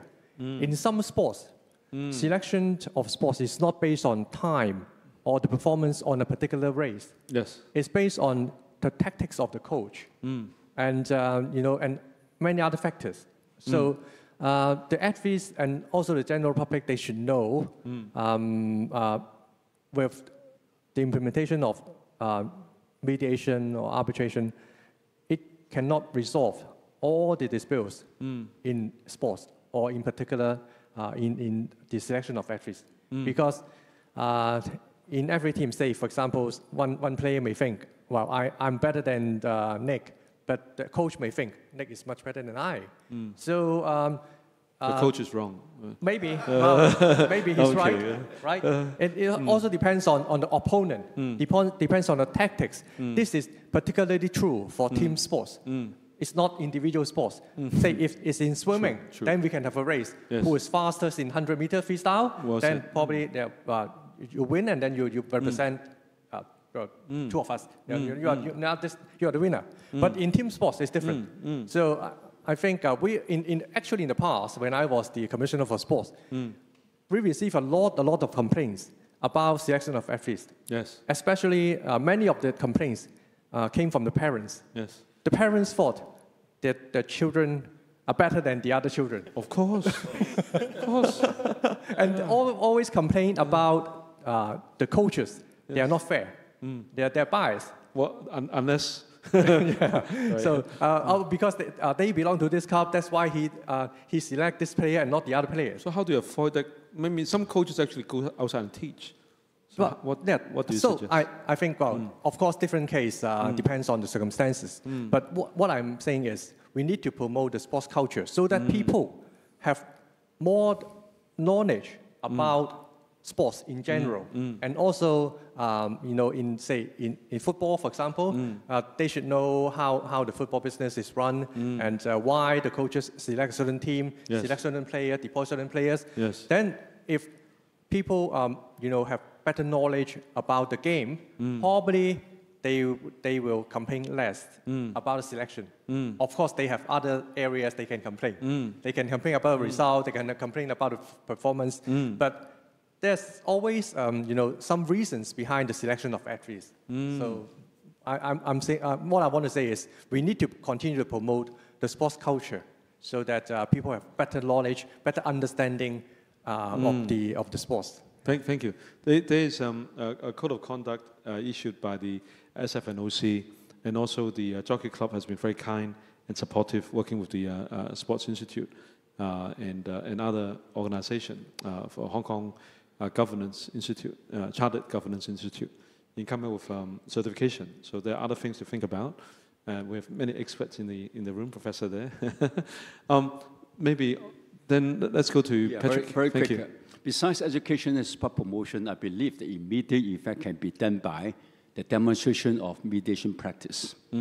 DOJ initiate a rehearsal or demonstration in university to let the people understand the exact practice, the process, and the outcomes. So this is very straightforward to let the users, as Christopher said, the best promotion to use this kind of mediation is to let the users say it. Not the service provider, but the consumer. I think this is the right thing. We can do it now. Tell us about the consumer. You have a special course started this year at the university.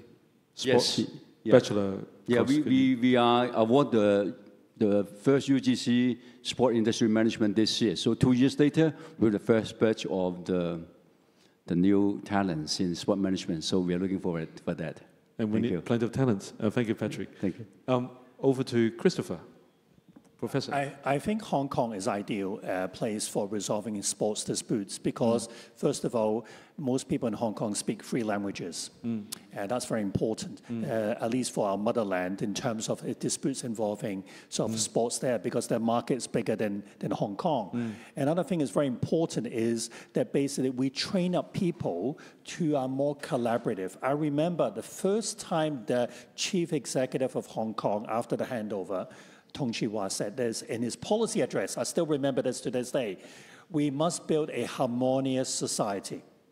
So chances are he said that. So the chances are that kept on ringing in my head. So chances are we have to be seen as a society that cares, that trusts people, that we need to resolve our disputes in a more harmonious environment. If we can build on that philosophy, which the Hong Kong government is doing this moment in time, because the DOJ is implementing a lot of, for example, mediation in their government contracts. So chances are if we do that constantly, eventually we'll get the message out. But it takes time.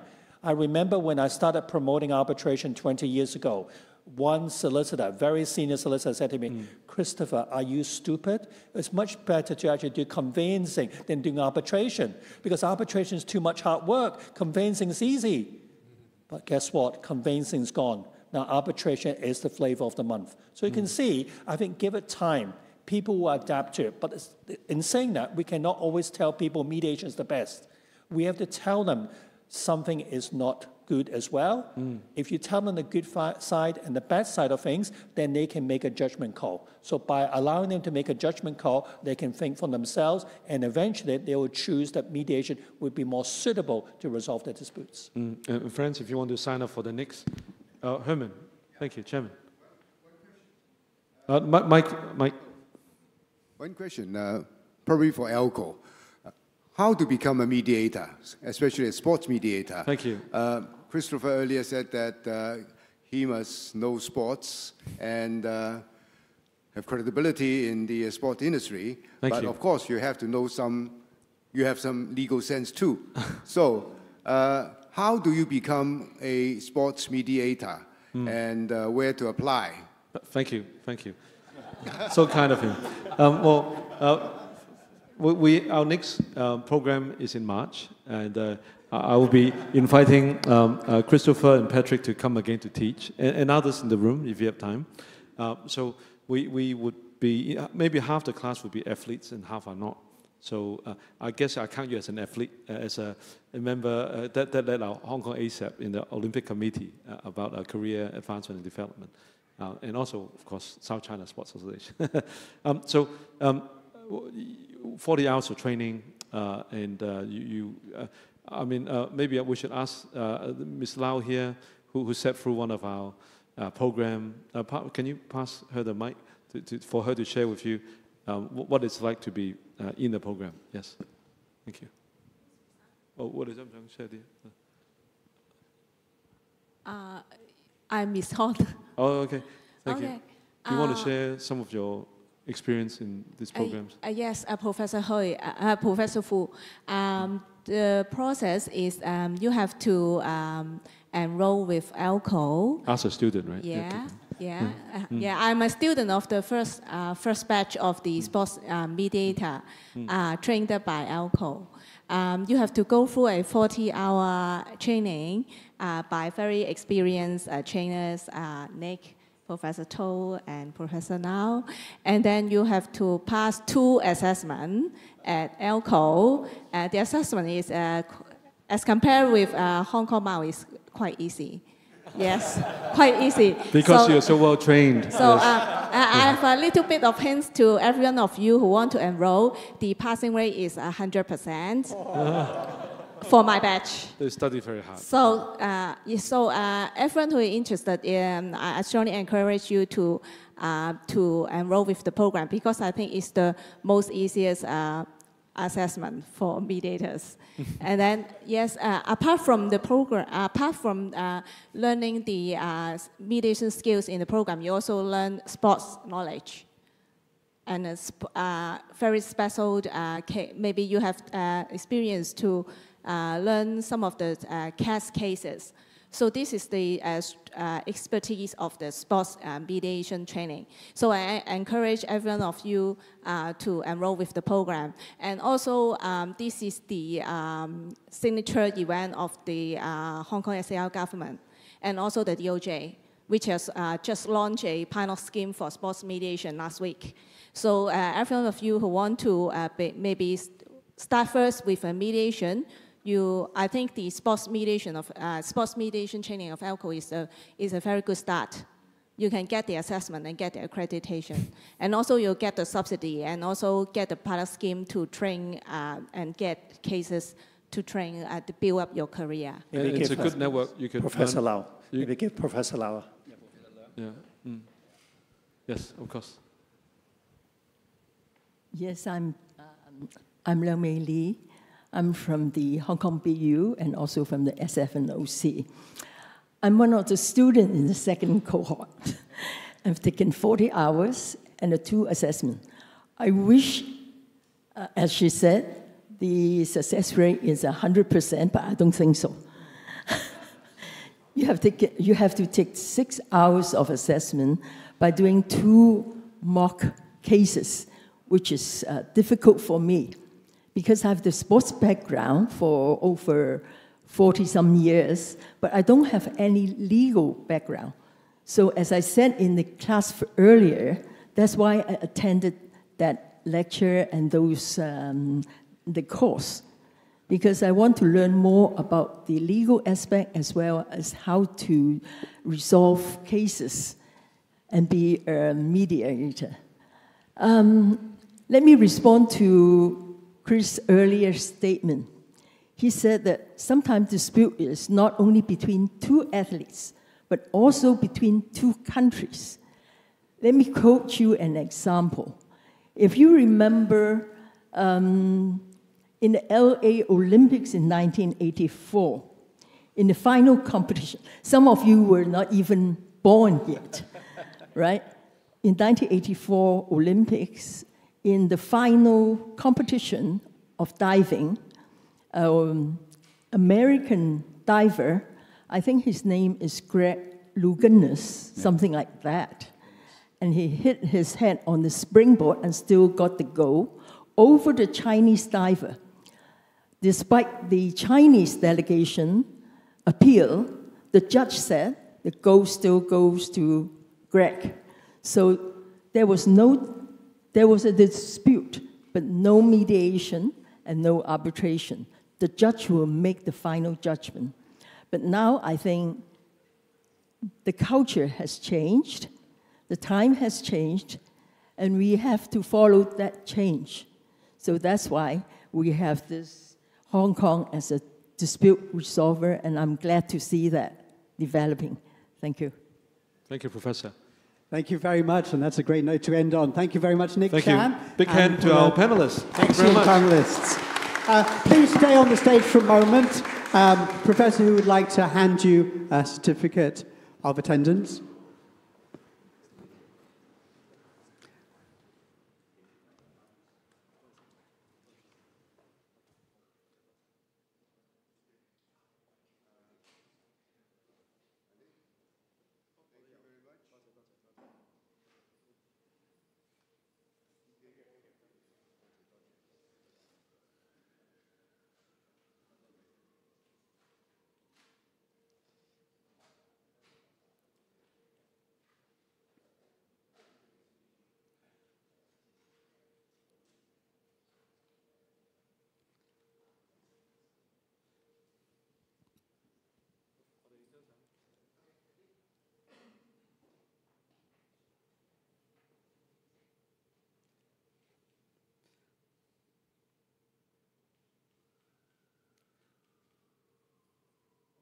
Thank you very much, ladies and gentlemen. Thank you. Thank you. Let me announce the next item on our program. We're delighted. We invited the Secretary for Financial Services and Treasury to attend, Mr. Christopher Hoy. Now, he did want to attend, but was unable to physically be here, so he sent us a message through video. So could we ask the technicians, please, to run the video? It's Mr. Christopher Hoy, Secretary for Financial Services and the Treasury, to introduce the next element. So he's the next keynote speaker, and he's going to move us away from sports towards other areas of mediation and dispute resolution. So let's run the video if we can. Ladies and gentlemen, distinguished guests, it's a great honor of mine to address all of you today at this esteemed forum. Problem-solving city, Hong Kong, as a dispute resolver. I extend my sincere thanks to the organizers, the Hong Kong Coalition, Viticulture Limited, and the AALCO Hong Kong Regional Arbitration Center for convening this timely event. While I'm not with you at the event physically due to other commitment, I know you are gathering at the historic former French Mission building. And it is a symbol of Hong Kong's rich heritage and forward-looking spirit, reminding all of us of our city's unique ability to bridge traditions and innovations. I also commend my colleague, Secretary for Justice, for his insightful keynote earlier, which set a strong foundation for discussion on dispute resolution. I'm very delighted to share the government's vision and policy measures with all of you that align with the forum's key themes, in particular regarding the fostering standards and also resolution in emerging sectors such as Web3 and also digital asset. Hong Kong has long been recognized as a global problem solver, leveraging our robust legal framework and international connectivity to resolve disputes across borders and also industries. This role extends beyond traditional arbitration and also mediation into the financial and technological realms, where rapid evolution demands proactive governance. The forum's focus on mediating disputes in sports and also setting standards for Web3 resonates deeply with the government's commitment to creating an ecosystem that promotes fairness, innovation, and also sustainable growth. In sports, effective mediation ensures that conflicts do not hinder athletic progress or international collaboration. Similarly, in the digital economy, harmonizing standards is essential to mitigating risks, building trust, and also resolving potential disputes before they escalate. Our policy in Hong Kong not only as a dispute resolver, but also as a proactive architect of global standards, ensuring that economic activities thrive in a regulated yet dynamic environment. Very central to this vision is our dedication developing a trusted and also innovative digital asset ecosystem. In June this year, my bureau issued Policy Statement 2.0 on the development of digital assets here in Hong Kong, building upon the foundational measures from the inaugural statement back in the year 2022. This 2.0 statement reinforces our commitment to establishing Hong Kong as a regional and also global hub for digital asset innovation. It introduces the LEAP framework, which emphasizes legal and regulatory streamlining for L, expanding tokenized products for E, advancing use cases through cross-sectoral collaboration for A, and finally for P, developing people and also partnerships. This approach directly addresses the need for harmonized standards in Web3, where decentralized technologies like blockchain and also tokenization present both opportunities and also challenges in dispute resolution. One of the very cornerstones of our regulatory enhancements is the Stablecoins Ordinance, which came into effect on August 1st this year. This legislation establishes a licensing regime for issues of fiat-referenced stablecoins, ensuring that any entity issuing such asset in Hong Kong or marketing them to the public obtains approval from the Hong Kong Monetary Authority. Guided by the principle of same activity, same risks, and also same regulation, we adopt a risk-based approach that aligns with international standards while reflecting local circumstances. The HKMA stablecoin issuer Sandbox, launched last year, has allowed institutions from diverse sectors, including banking and technology, to test business models in a controlled environment. By end September this year, we received 36 license applications from a broad spectrum of applicants, and we anticipate granting a handful of licenses in early next year, prioritizing robust reserve management, price stabilization, and also anti-money laundering measures. These steps not only protect investors, but also facilitate the resolution of potential dispute by embedding clear compliance pathways, reducing ambiguities that could lead to conflicts in transactions. Furthermore, we are advancing regulatory regimes for digital asset dealing and also custodian service providers. Following public consultations, my bureau, in collaboration with the Securities and Futures Commission, are formulating details for licensing regimes, with a bill targeted for introduction to our Legislative Council next year. This comprehensive framework will cover keynotes in digital asset industry, balancing risk management with innovation. In parallel, the licensing regime for digital asset trading platforms, operational since June 2023 under the Anti-Money Laundering and Counter-Terrorist Financing Ordinance, has seen 11 platforms licensed. Recent circulars from SFC allow these platforms to share global order books and also expand offerings, enhancing liquidity and also connectivity. Such framework measures ensure that disputes arising from trading or custody are resolved efficiently through established regulatory channels, reinforcing Hong Kong's role as a dispute resolver in the digital space. Tokenization of real-world assets is another pivotal area where our policies promote harmonization and also dispute prevention. The SFC circulars in November 2023 and the HKMA's guidance in February last year provide clarity on tokenized securities and custodian services, enabling banks and also intermediaries to engage safely. Last year, we authorized the first retail tokenized gold product and also 5 tokenized money market funds, with asset under management reaching 4 billion Hong Kong dollars in August this year. The Project Ensemble Sandbox, launched by the HKMA in August last year with SFC as a key partner, tests tokenization use cases, paving the way for innovative financial infrastructure. These initiatives extend to Web3 by standardizing tokenization processes, which can minimize dispute over asset ownership or valuation through transparent and also blockchain-based records. Our efforts also encompass intermediaries providing digital asset services. Joint circular from SFC HKMA was updated in the year 2023, allowing retail access to dealing, advisory, and also asset management services.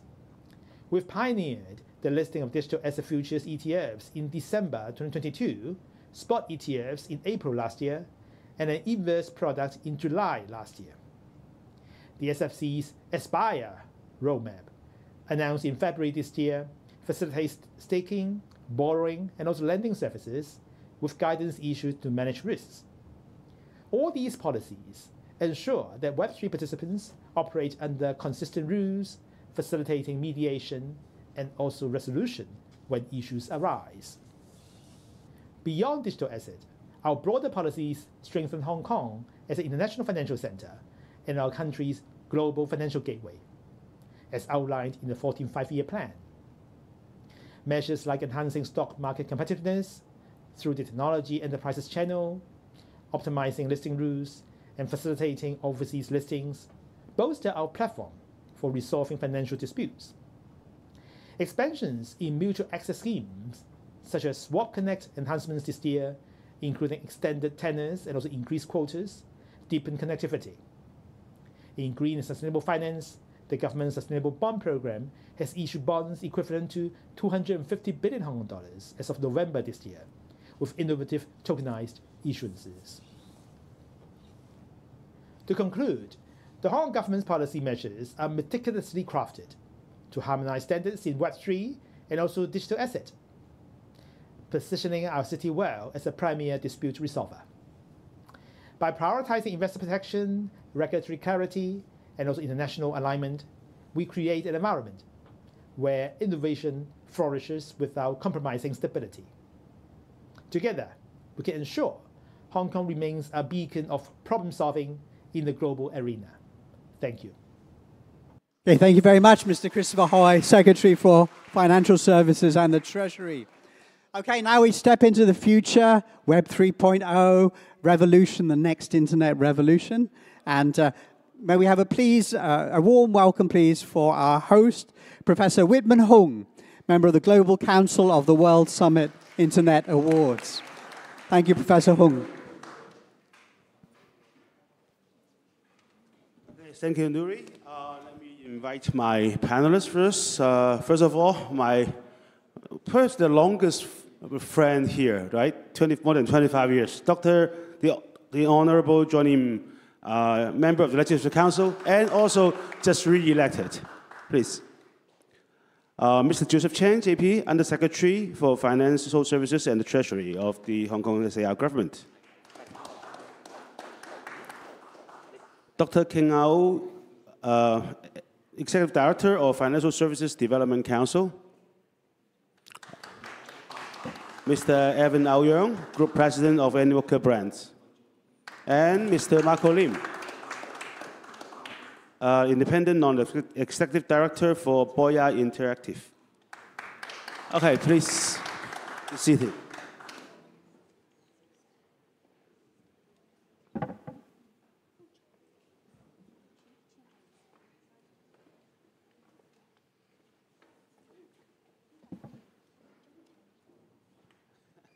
Okay, thank you.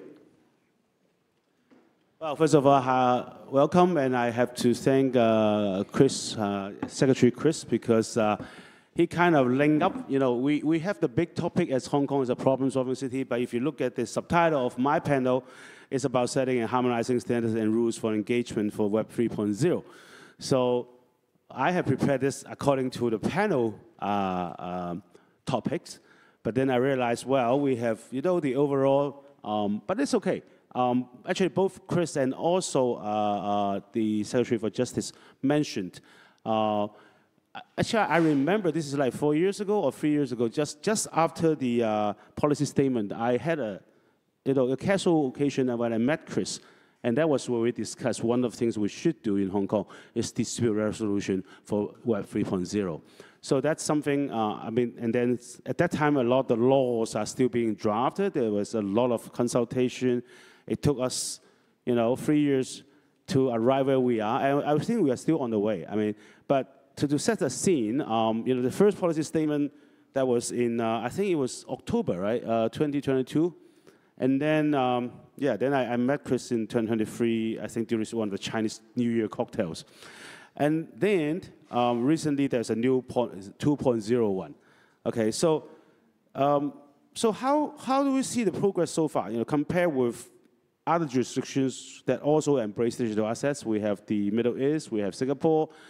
We actually have quite a number of other countries that claim that they are also doing some crypto. Well, United States is a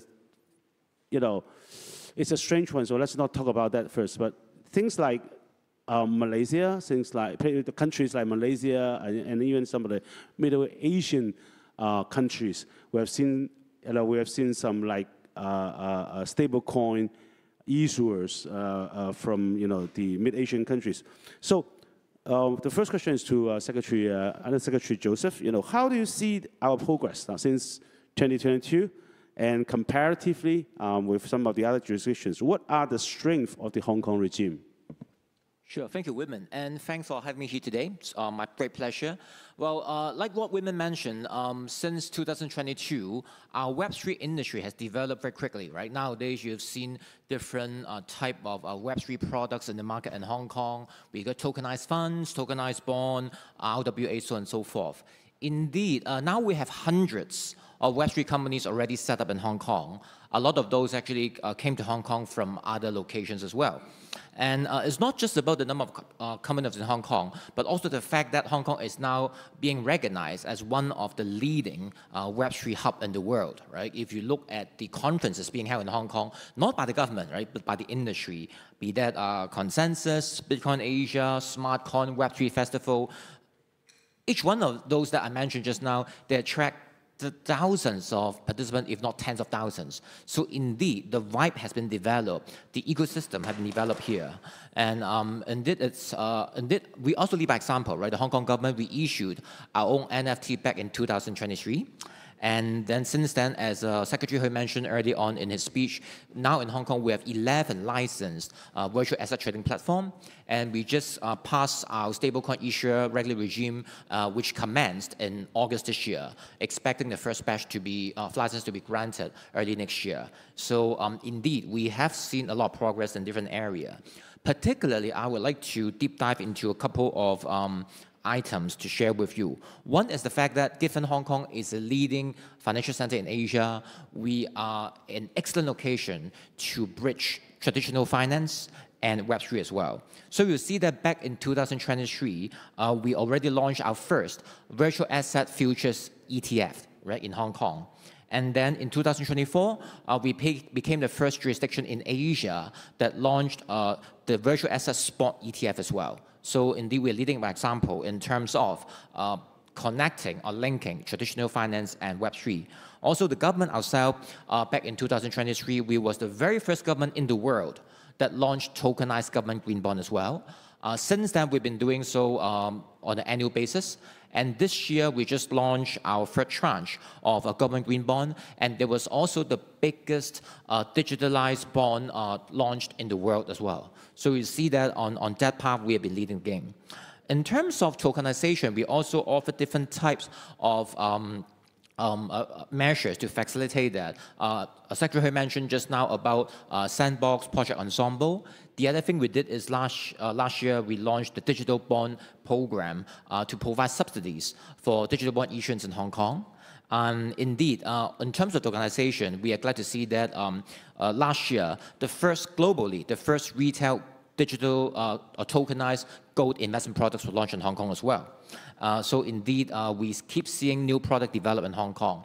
And I'm also happy to see that our success is beyond the local markets.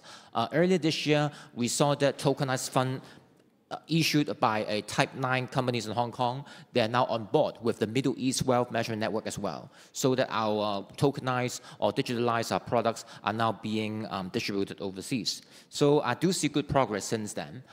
In terms of strength, I'll try to sum it up in two dimensions. One is the fact that we are the leading international financial center in Asia on traditional finance. If you look at the league table, be that IPO, Asian bond issuance, insurance entity, size of a cross-border wealth business, size of a hedge fund, we top the league table in Asia year after year. What does that mean?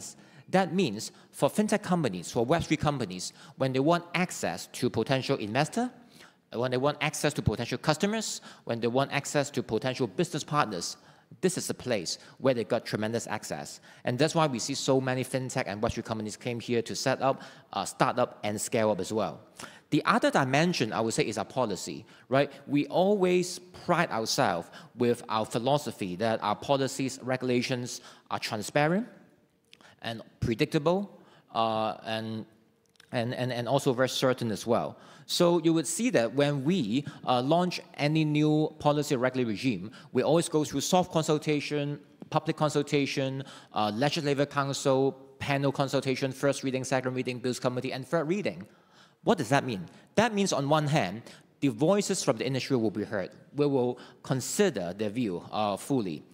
On the other way around, throughout the whole process, the industry knows what is coming so that there will be no surprises. I think that transparency and predictability are extremely important, and that's why many fintech and Web3 companies are very comfortable investing here in Hong Kong. Thank you, Joseph. I'll add one more. I think our jurisdiction is, well, our regime is not yet complete, but it's much more complete than all the others. I think that is also important because we try to address everything, not just one particular asset or one particular way of trading. The next question I would like to ask King. You are the think tank. You are a lot of these policies actually started probably with the FSDC. So what are the potential use cases of digital assets emerging in Hong Kong, and how can this development position the city as a model for integrating digital asset and Web3 technology into a secure and trusted financial ecosystem? Thank you, Whitman. This is a very strategic question because we're living in a digital era. So building the right ecosystem to support Hong Kong and remain the IFC in the digital era is very important. So I want to expand what Joseph just mentioned because he has cited quite a few good examples. But in order to build an ecosystem, we need to have products, right? So for these green bonds issued by the Hong Kong government, not just only the first government in the world to have done it, but the last tranche made a very important statement. That is, the first digital bond in the world to have used tokenized central bank money for digital settlement, right? So that's a proof of concept for the rest of the world. And the other very key product is tokenized money market funds, because for Web3 transaction, payment has to be on-chain, right? So tokenized deposit is therefore is really the key element. But not just that, we, as Joseph mentioned, we need to expand beyond Hong Kong, right? Already we are selling digital products in the Middle East. So we really need to establish a global standard and infrastructure. Just to give you, again, some ideas what Hong Kong has achieved. Part of Project Ensemble, we actually arranged a tokenized cross-border transaction, a cross-border tokenized deposit transaction between Hong Kong and Singapore using ISO, it's a very long number, 20022 standard. But this is the really common standard language for tokenized transaction alongside SWIFT. So we all know SWIFT is really the key to the conventional banking system. But more important than that, we have also achieved another great example under Phase 2 e-Hong Kong Dollar project. That is using Chainame's interoperability protocol. What's the key importance of that? First of all, this project allowed Australian investors to buy into tokenized money market fund issued in Hong Kong using e-Hong Kong Dollar, bypassing SWIFT. So that is really the key achievement. So last but not least, real world asset tokenization is also very important because the financial market is here to serve the real economy. Joseph mentioned the retail gold. Why is it interesting? Because retail investors can now buy into gold using just 33 Hong Kong dollar. Because the retail gold is in 0.001 trans ounce. That's the beauty of tokenization. Last but not least, Hong Kong needs to position ourselves as a treasury center in the digital era. So tokenized trade finance is really another great opportunity for Hong Kong. Just to share some figures. According to a Chinese Enterprise Association, which has 43 members from the mainland Chinese, operating in Hong Kong, they have assets over 240 billion US dollar, and their financing need is 100 billion US dollars. The annual settlement amount is $3 trillion, and they want to tokenize all these in Hong Kong. So that's exciting. That's a very large number, and because I will be very. I will be glad, but I will be very hesitant to think it will actually happen to be all tokenized. But anyhow, even if 5% is still a lot of. So my third question will go to my old friend Johnny. Okay, so we have the government, we have a think tank. They talk about all the good side of it. I mean, it is true. I mean, these are things happening and it happened. But is that enough? Because I know Johnny. I remember asking Johnny the question. And that was exactly, I think, October 2022. After the financial secretary announced that statement in Cyberport, I was in the floor with Johnny. So I asked him, I said, are you going to be all in on this? He said, well, somebody has to take the lead. I remember that was his words. He said, somebody in the electrical have to take the lead. So you have been kind of helping this including recruiting all these companies to Hong Kong, I know, to Cyberport. So, and then because some of them are still here, some of them left, they came with a different kind of expectation. So what do you think? Is what we have done, the government and our regulators, what they have done, is that enough? Thank you, Raymond. And first of all, thank you for having me here. I'm really honored to sharing with you some insight. And first of all, I have to thank the government and think tanks to do a lot of things, including how to improving our legal framework and the regimes to attract more and more industrial players to come to Hong Kong. For me, actually, in this market around 8 years ago, in 2016, and first of all, I read the white paper of blockchain of Bitcoin, and I think this is one of the technology recently we can change the world a lot. So why to invest in this industry? And when I have a chance to become a lawmaker in Hong Kong, I want to push in terms of policy and help the government to refine all the law and framework. I think we do a lot of very important things, and sure, we have every better and better, but not enough. Few things I think we can do more. Today's main frame is Hong Kong as a dispute resolvers. This term is really good for our Web3 industry because last year, when we remember in November of 2024, there's a first in the world, a dispute of this industry. Web3 is a RAA DAO, decentralized autonomy organizations have a case in Hong Kong court of first instance, which is the first in the world. So, which is very important signal to the world that Hong Kong, with a very sophisticated legal framework and trustworthy platform for those industry people to come to Hong Kong. So I suggest that we have to investigate how we can regulate DAO. Don't think it is a very small thing because nowadays we have over 200,000 DAOs in the world, which holding around $50 billion have those assets. If Hong Kong can have those regulation regime or guidelines, attract more and more DAO to have a headquarters in Hong Kong, I believe that we can attract a lot of money and talents. That's the first thing I think we can do. The second thing is about the smart contract. As we all know that blockchain have a very important characteristic is smart contract. I believe that we are in the AI era. There are lots of things with smart contract to make the deal.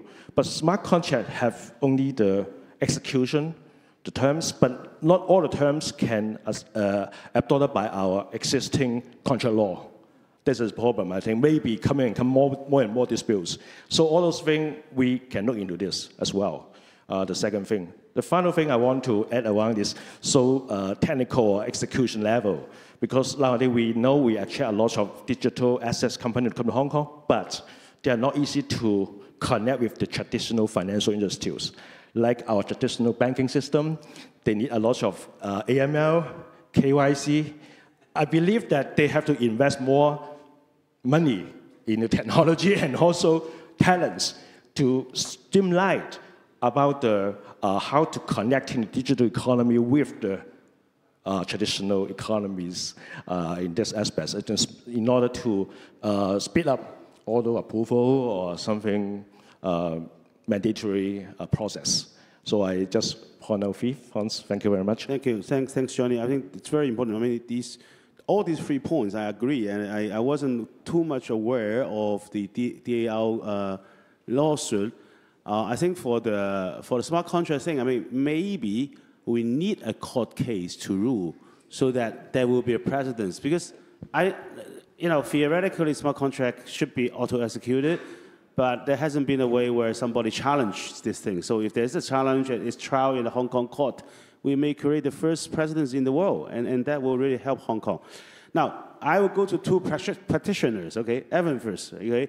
Animoca Brands, big name, I think it's public, right? Applicants of, what's that called? Stablecoin. Now, is that enough, what Hong Kong have done? Is that what attracts you? Well, we are born and raised in Hong Kong as a company, Cyberport, and we love Hong Kong.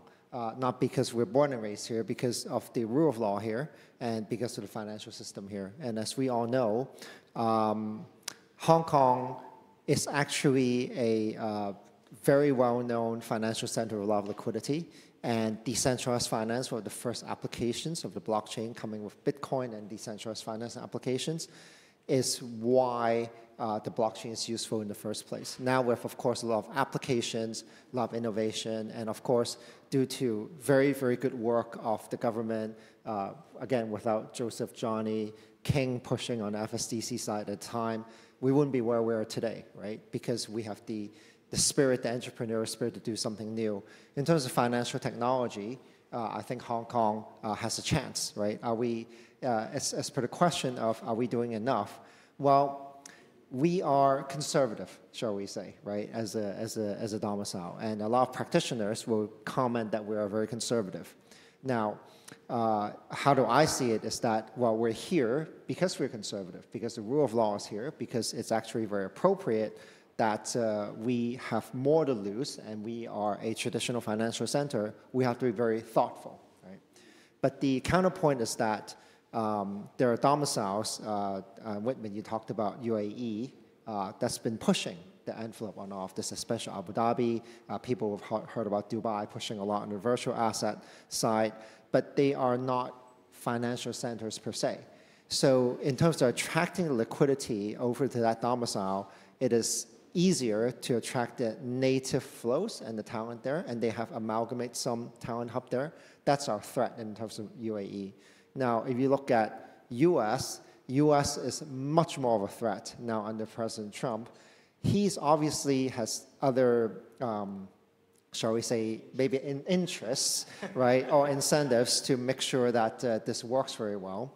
But it doesn't matter what he personally does. It matters a lot more as to kind of what the administration does in order to sort of complete the rule of law, so that stable coins, the Clarity Act, and real world asset tokenization comes to the U.S. Now, the threat is really the following, right? It's really about the U.S. dollar. Now, with respect to the dollar being the reserve currency in the world, and the fact that stablecoins is 99% denominated in US dollars, in the age of RWA, and I'll talk about AI later as well, there is a real threat that other currencies won't matter unless we are competing on the same ground. And therefore, why is Hong Kong very proactively looking at all forms of tokenized money, be it stablecoins, tokenized deposits, or CBDC? These are the defense mechanisms and technologies we got to have, leveraging blockchain and decentralized finance in a way that puts us to be world competitive. Now, I think this is an existential threat to the actual financial system in Hong Kong. Geopolitically, we have gotten a lot more complicated. We all know this. So we have to ensure that our assets and the value that we're creating here are bringing forth global liquidity. I would say that if we're connecting ourselves to global liquidity in the world, our valuations, et cetera, ought to be higher, right? Now, a lot of funds and a lot of investors might be shunning assets here because of the lack of, geopolitics, and also because of the lack of, shall I say, unified liquidity. Once it's on the blockchain, be it on Ethereum or Solana or wherever, we have unified liquidity. I believe the valuations are going to be great, right? A lot better. If you think through how many world-leading technologies we have coming out of mainland China, you would we all would agree that we absolutely need to have our way to discover valuation on a global basis, right? And we do hear that here and there are SPVs investing in the Chinese technologies, probably too sensitive to talk about, funds, offshore funds that might not want to explicitly say that they're actually investing in them, but they're investing in the Chinese, industries, right, because of the returns. But connecting the global liquidity together under the blockchain would be very, very important. That's a very good point. I think, as a moderator, I shouldn't have my own view, so I won't say what I think. But really, I think it's there's some, we talk about whether we're conservative, this thing later. But I just like you said, I remember I was in the small room. I forgot why I was there, but there was a small consultation with some government, another government think tank, and I said, even if we are not conservative, we can't really compete with the offshore ones. right? Where there are just no rules and they can decide and change and do whatever they want. So people come to Hong Kong because we have rule of law, because we are conservative. So I agree with you on this one. So that's why I really support the government, the way they do it and the pace they do it as well. It's not just the way, but also the pace. No rush, but steady. But of course, critics' comments always here, and also with the new, under Trump's administration, where he is really embracing the crypto world, whether it's interest or otherwise, it does possess a big threat. And also in terms of the current stablecoin law that we have just passed and enacted, that doesn't give me too much hope to see something quick that can defend us. But we'll be there. We'll be there. I'll still be optimistic. I'm just saying that from what I read and from what I heard and from what I met with the Hong Kong MA guys, it will be a while before we have some weapons, okay? But Marco, you are, I remember you were in my office for 3 years, 4 years ago, trying to saying we should have ETFs. Now we have ETFs, right? So, what do you think? Have we done enough? Yeah, I come from since 2019, I'm the first batch that have granted the SFC license for asset management in VA. Thanks to Joseph, Johnny, and King have been helping with the policy, and thank you, Whitman, today for having me and the organizers as well. I think Hong Kong come a long way into coming into these steps. I think pre-2022, as Christopher and Joseph mentions, that previously before 2022, there was not many regulations in VA. So we have come a long way here. But I want to echo back what Joseph have talked about, tokenizations and such. I think it's never enough because we always have new things emerging in crypto all the time, right? Last year's is meme coin, before it's NFT, and then, we have Metaverse, DeFi, and then there's something new coming out, DAT, something always new coming out, for regulators to look at. So I think the regulators in this part of the world, we have to look at how to actually try to speed up and try to look at, how to regulate this space in the manners of trying to understand the technologies itself.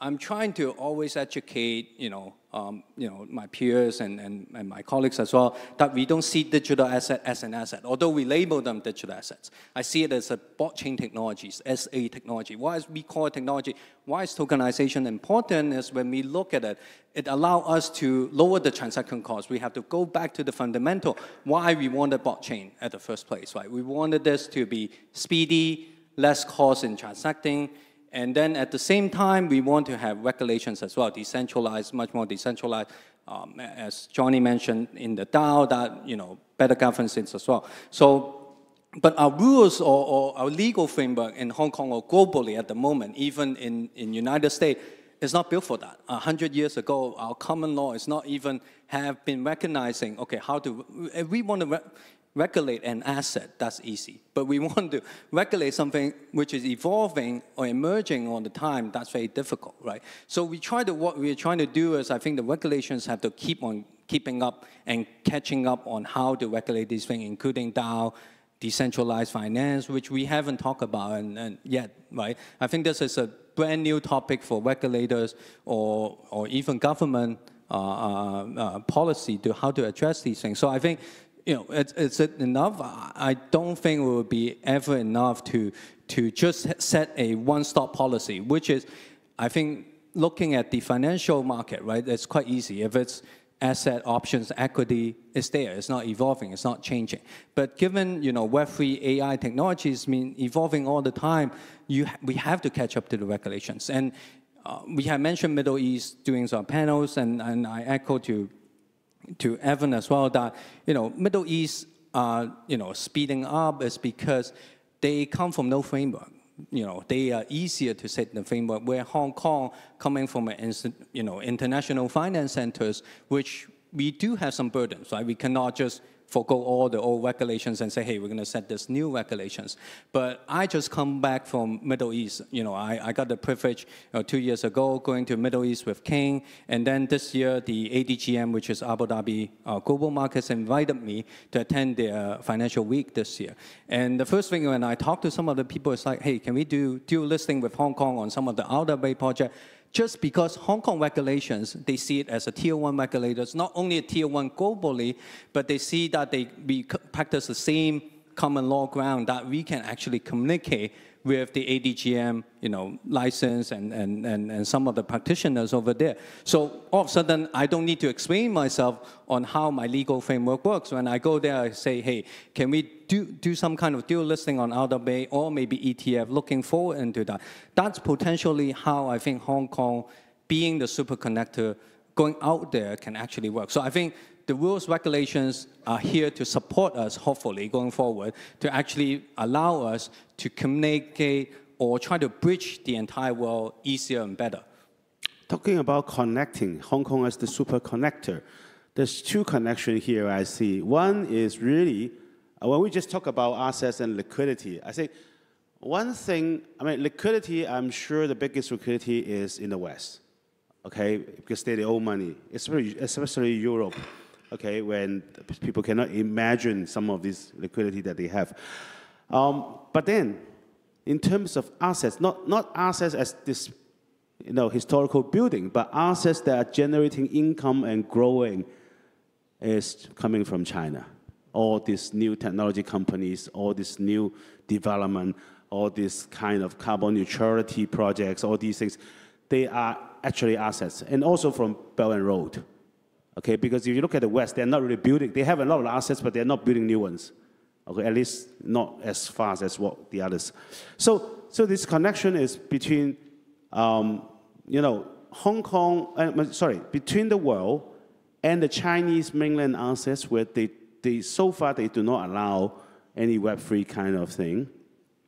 That is one connection. And the other connection, which Joseph just mentioned, is between the traditional finance and this kind of digital finance. I'm actually glad that government finally now adopt the word digital assets, because it started as a virtual asset, which I really hate. And then we talk about crypto assets, which is a tool technology, and now digital asset, I think that's the right way of describing. So these two connectivity, I want to ask King maybe to look at this and see, how do we perform this connectivity? And then I forgot it was Johnny who just mentioned as well. While we are connecting, on one side, obviously, we have the law, we have things. The other thing is the infrastructure. The infrastructure, traditional finance is a large infrastructure, whereas theoretically, these decentralized, they have their own infrastructure. Now, can Hong Kong be the place where these two connect? Thanks again, Whitman. You have asked another very strategic question. But I want to address what Marco raised earlier on first. I think I can't speak for our regulators, but Hong Kong being an international financial center, we have everything to lose if we don't regulate the new industry properly and protect our investor base. So I think the principle-based approach adopted by all our regulators is very sound. We lay out the framework, and we'll then evolve with the industry as it develops. So I want to use an example. What I see the role of Hong Kong in connecting the Chinese mainland with the global markets. I see that we have three building roles. First, three layers rather: regulatory and policy layer, the technological infrastructure layer, last but not least, the market and capital layer. So let's start with the regulatory and policy layer. Joseph has already mentioned, and Chris as well in his speech, that we have a Web3 blueprint roadmap that is very clear, laying out the future direction, not specifying what regulation we needed to have in place first, but telling the industry that's what the government wants to aim at. And we also have the stablecoin regulation. That is a very good demonstration of one country, two system, because we all know stablecoin is not presently permitted on the mainland. But we are setting the scenes. I'm trying to establish a global standard. And then SFC has this Asprey roadmap. I won't go through detail, but I want to highlight what is interesting is that we are building cross-border regulatory sandbox under Ensemble TX. I already cited an example earlier, maybe not, but we already demonstrated we could tokenize revenue stream derived from mainland EV charging station to Hong Kong investors on a tokenized basis using Hong Kong dollar tokenized deposits. So that is very important, building the regulatory framework. And then in terms of the technical infrastructure, I need to bring out the importance of data connectivity. The government has already set up a working group to look into this, because without data connectivity, there's no connectivity, right, in the digital space. I just want to highlight a very important initiative. That's the Shenzhen Hong Kong Cross-Border Data Verification Program. It's a very important first step. And then under the technological infrastructure layer, I already mentioned this, that is Ensemble TX, but the next challenge is to develop a standard to address interoperability, because there's a lot of blockchain system, to me, just like islands. They're all self-contained. How do we connect these different islands together, right? Last but not least, market and capital layer. And especially in green finance, we can actually tokenize green certificates from the mainland and have it trade globally, because China is the largest green bond market in the world, both in terms of carbon credit and technology. Last but not least, I think the ultimate goal for Hong Kong is to create Digital Asset Connect, right, alongside all the well-established Is that already schemes in the pipeline, Digital Asset Connect? Well, it's an idea, yeah, but we're working towards that goal. I can see where you're coming from. I'm not sure what will happen after this broadcast, because the market will probably respond to that. This is a very new name. But yes, the worldwide asset area where there's really a lot of hope, and I really think that that is the way to go. But today, because of liquidity mainly, actually, and allocation and all these, it's not there yet. But somebody have to lead, just like what Johnny told me 3 years ago, right? So back to Joseph. I know we're running short of time, but I'm trying to rush it a bit. Marco just said, we need to speed up, we need to respond. I know the US 2.0 statement used this word leap, right? L-E-A-P. So are we going to leap? Maybe you can explain to the audience a bit. Sure, thank you, Whitman. Well, the LEAP framework, basically like these four letters stand for four areas for the framework. Well, L stands for legal and regulatory streamlining. Basically, we have established, I would say, kind of like 4 pillars for a regulatory regime. First, the virtual asset trading platform. Now we got 11 licensees in Hong Kong already, commenced two and a half years ago. And the second pillar is a stablecoin issuer. We just got the regulatory regime commenced in operation since August this year, with the first batch of licenses expected to be granted early next year. The third pillar will be the digital asset dealing service providers. And the fourth pillar will be the digital assets custodian service providers. We have completed the public consultation for the dealing and the custodian service providers earlier this year. And we are aiming at submitting our legislative proposal to Legislative Council next year, and hopefully we get a safe, a smooth sail there, so that we can launch those regulatory regimes. So that's where we are standing in terms of legal and regulatory streamlining. That L stands for. The other thing under regulatory regime is that we are also now spearheading a comprehensive legal review to facilitate the tokenization of real assets and financial instruments as well. So we will adopt a more holistic approach and consider different aspects of tokenized bond issuances and transactions, including but not limited to settlement, registration, and record requirements. So we are doing a holistic review as well. E stands for expanding the suite of tokenized products. So earlier on, I already mentioned, right, the fact that we have issued tokenized green bond but being the first government in the world doing so. Talking about 2 years ago, the fact that we already got tokenized ETF traded in Hong Kong as well. Indeed, now we are working on clarifying the stamp duty treatment for tokenized exchange traded fund ETFs in Hong Kong as well, so that with that, we will also welcome the introduction of secondary market trading of those tokenized ETFs on licensed digital asset trading platforms in Hong Kong as well. So we are promoting different channels that you can see.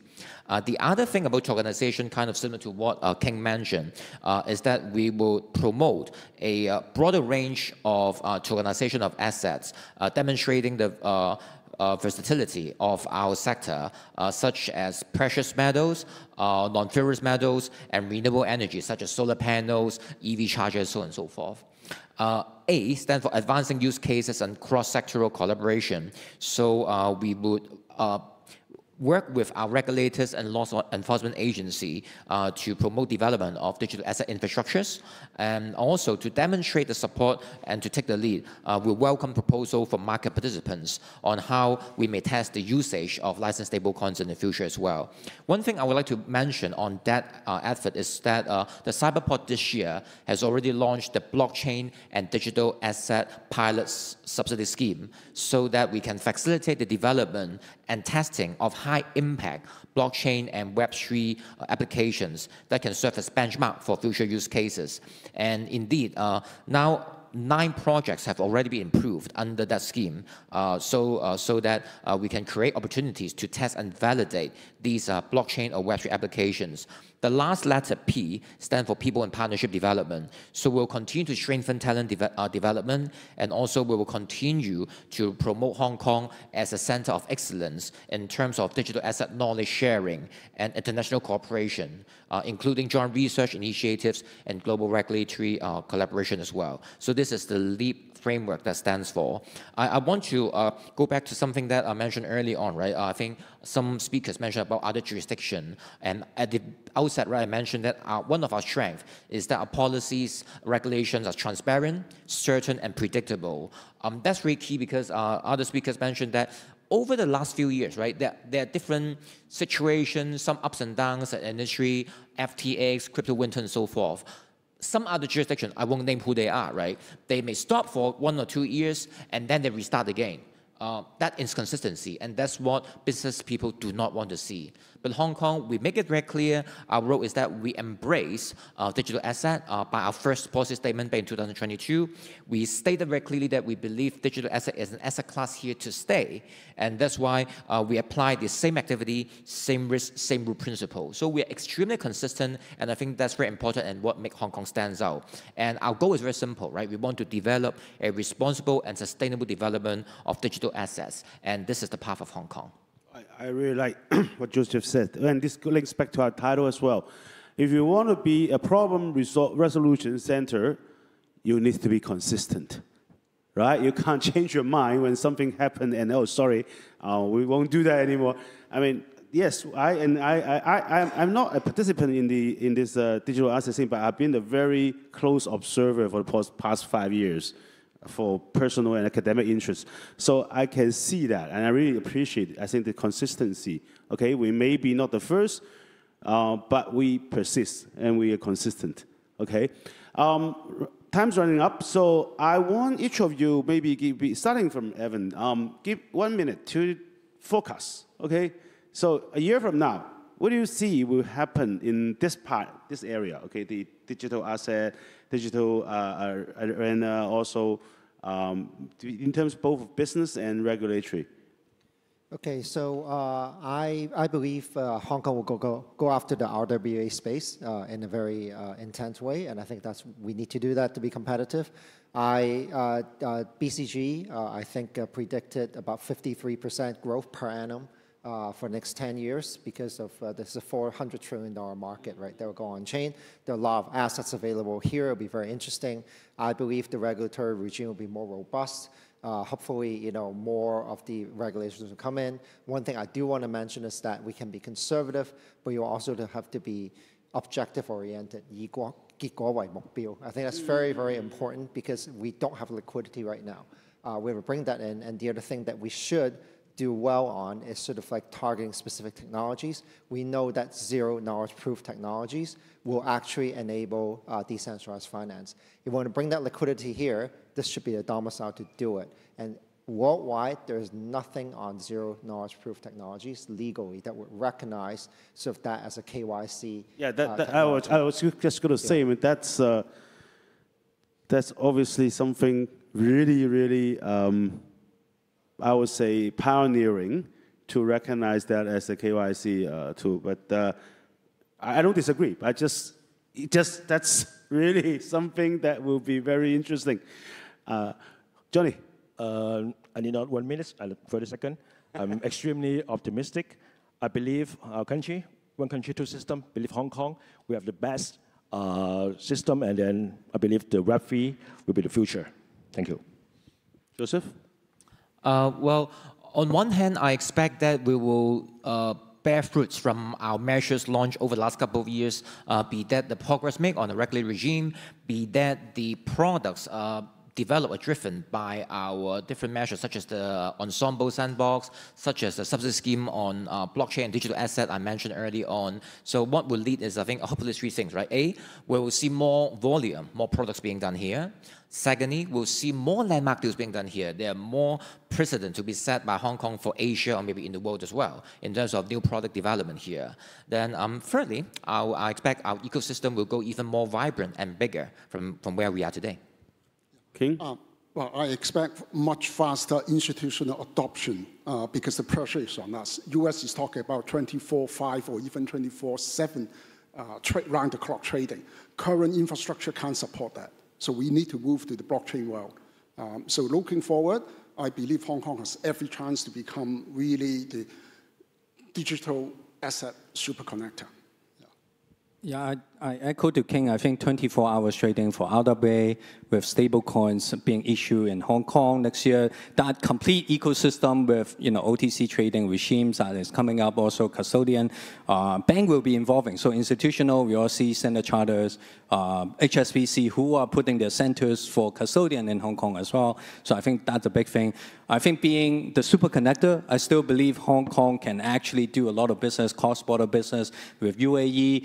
I don't think it's a competitiveness between the countries. I think it's working with the One Belt One Road countries and also working with the UAE Middle East country, which I already seeing. I think last but not least, but the listed company will get more involved. I think that Hong Kong have been behind before, but this week, if you guys have seen the news, we have one unicorn of exchange being listed in Hong Kong. We have 2 exchange, which are crypto exchange listed in Hong Kong, which are much faster than US. So I think from the capital market-wise, more of the listed company will get involved, moving their business into Web3. So not necessarily financially, but I think how to upgrade their trading system, their settlement system into Web3. I think that's very important for Hong Kong going forward. We paint a very rosy picture. We're running short of time, but I will allow maybe one, maximum 2 questions from the floor, if there are any. Dr. Wong? Can somebody give him a mic? I would like to ask a question about stable coins, because you guys also talk about stable coins. Would like to say, like next year, we are just short term, what happened will be the stable coins in Hong Kong? What do you expect? And in the longer run, particularly about renminbi-backed stable coins, how do you see that, what happened in the future years? Thank you. Who you want to ask? I'm sure there are different answers from different people. Yeah. Anyone would like to answer? All right, welcome. Okay, Joseph. Good. Let's listen to the official first. Well, I'll first I'll give the first go, and then I'll have other speakers to give an industry view. Right. In terms of stablecoin, as I mentioned, we expect the first batch of licenses will be granted early next year.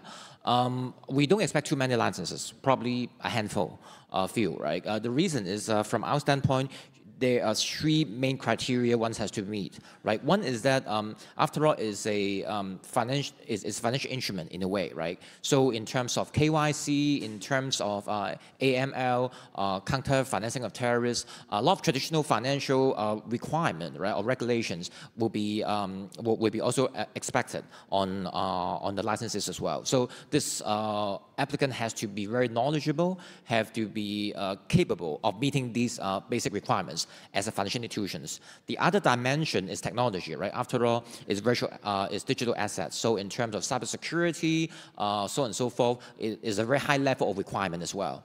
Then the third dimension is use cases, right? Because from our standpoint, stablecoin or digital assets in general is to serve the development of real economy. So that applicant has to demonstrate that they have the use cases, enough scale or volume to support the usage of such issuance of stablecoin as well. So to meet these three dimensions is not easy. That's why we're expecting only a handful or a few of the early applicants will be granted the licenses. So Johnny, you want to, sorry, King? Yeah. As I alluded to earlier, we have these large number of mainland companies that operate a global business from Hong Kong's Jersey Center. So they very much like to use offshore renminbi-backed stablecoin because that's their home funding currency.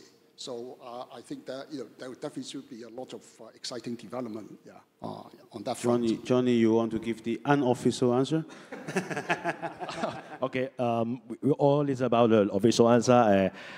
I actually have a lot of contact with those market players, or have the hopes to become a players in Hong Kong. But I agree with the government saying we have to go step by step, safe. So I believe that the first round of the application may be domestic, local application, and then in the closed loop, one by one. And then when all three level tested, confidence by everybody, then I believe we have still a lot of chance to make our Hong Kong backed stablecoin be used internationalized. Thank you. Okay, one more question? Anyone? No, everyone's happy with this very rosy picture.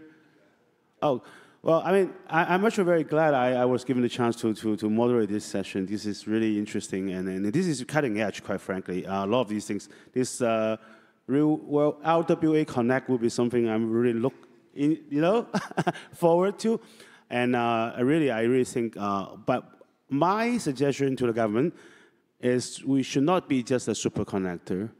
We should be the world's leader in Web 3.0 and digital asset because we are both a problem resolving, resolver as well as, we are the doorstep to the biggest asset creation country, China.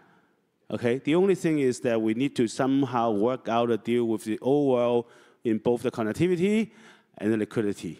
And I'm sure there's some way we can do about it. King, you want to ask? Yeah, if you allow me, I want to do a quick market promotion. We just published a paper last Friday setting out a roadmap for Hong Kong as a capital hub for the world. That's exactly. Not just, super. It should be a capital of digital assets. I mean, and this is exactly what I told Chris 3 years ago as well. I think we should have the ambition to do so. And I'm very glad to see we're actually moving towards that direction. With that, I would like to join hands and thank our distinguished speakers, panelists. Thank you. Thank you very much. Thank you, Professor Wit Min Hung. Thank you to our panelists. Please stay on the stage. Professor Hu will come up and present certificates to each of you.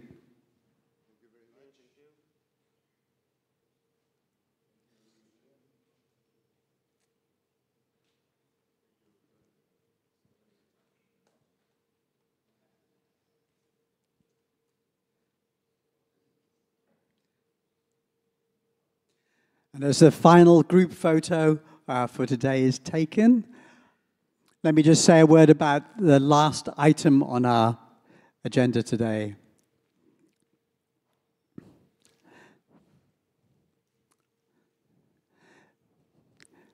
Thank you very much, gentlemen. Now, the last item on our agenda is a lady, is perhaps one of the most famous faces in Hong Kong. I'm talking, of course, about the Honourable Maria Tam. Maria has the challenging job, shall we say, of summing up the whole conference in a very short talk. So I noticed she's been taking notes throughout the day, and she's always done a very good job in summing up the main themes that came out of the panels and the keynote speeches. So, yeah, the chairs are just being taken away. And would you like a podium? We can arrange a podium. Right. Right. Or would you like to be seated? Seated, okay. So we'll leave one chair in place.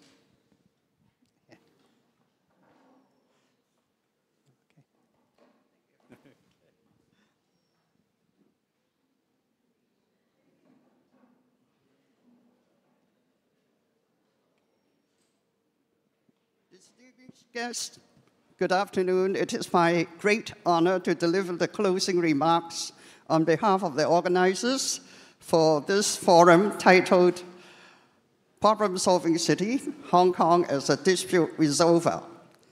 Over the past nearly 3 hours, in-depth and highly productive discussions, we have jointly explored Hong Kong's unique positioning and emerging opportunities in 2 cutting-edge areas: sports dispute mediation and the setting and harmonization of Web3 standards. This forum has not only served as a vibrant exchange of ideas. You see, both panelists, all of them, are so lively and so well experienced in giving examples and telling us how we can improve. It just comes out, you know, it flows, the ideas like a stream. Well, this forum has not only served as a vibrant exchange of ideas, but also a call to action, offering fresh perspectives and renewed momentum towards Hong Kong's vision of becoming a leading international legal and dispute resolution services hub in the Asian Pacific region. First, let us reflect on the valuable insights of the panel discussion on mediation disputes in sports. In December 11, 2025, the Hong Kong Special Administrative Region government officially launched a pilot program for sports dispute resolution, introducing an innovative mediation-first, arbitration-second mechanism, tailored specifically for the sports sector. The program features an online mediation and arbitration platform, along with streamlined procedures, significantly enhancing the efficiency of dispute resolution, particularly in addressing urgent disputes that may arise during sports events. Panelists unanimously agree. What I believe they agree on is for sports, games, and competition, fairness is the core value. And friendship is another trophy to be won. And you can do it if you have a proper dispute resolution framework.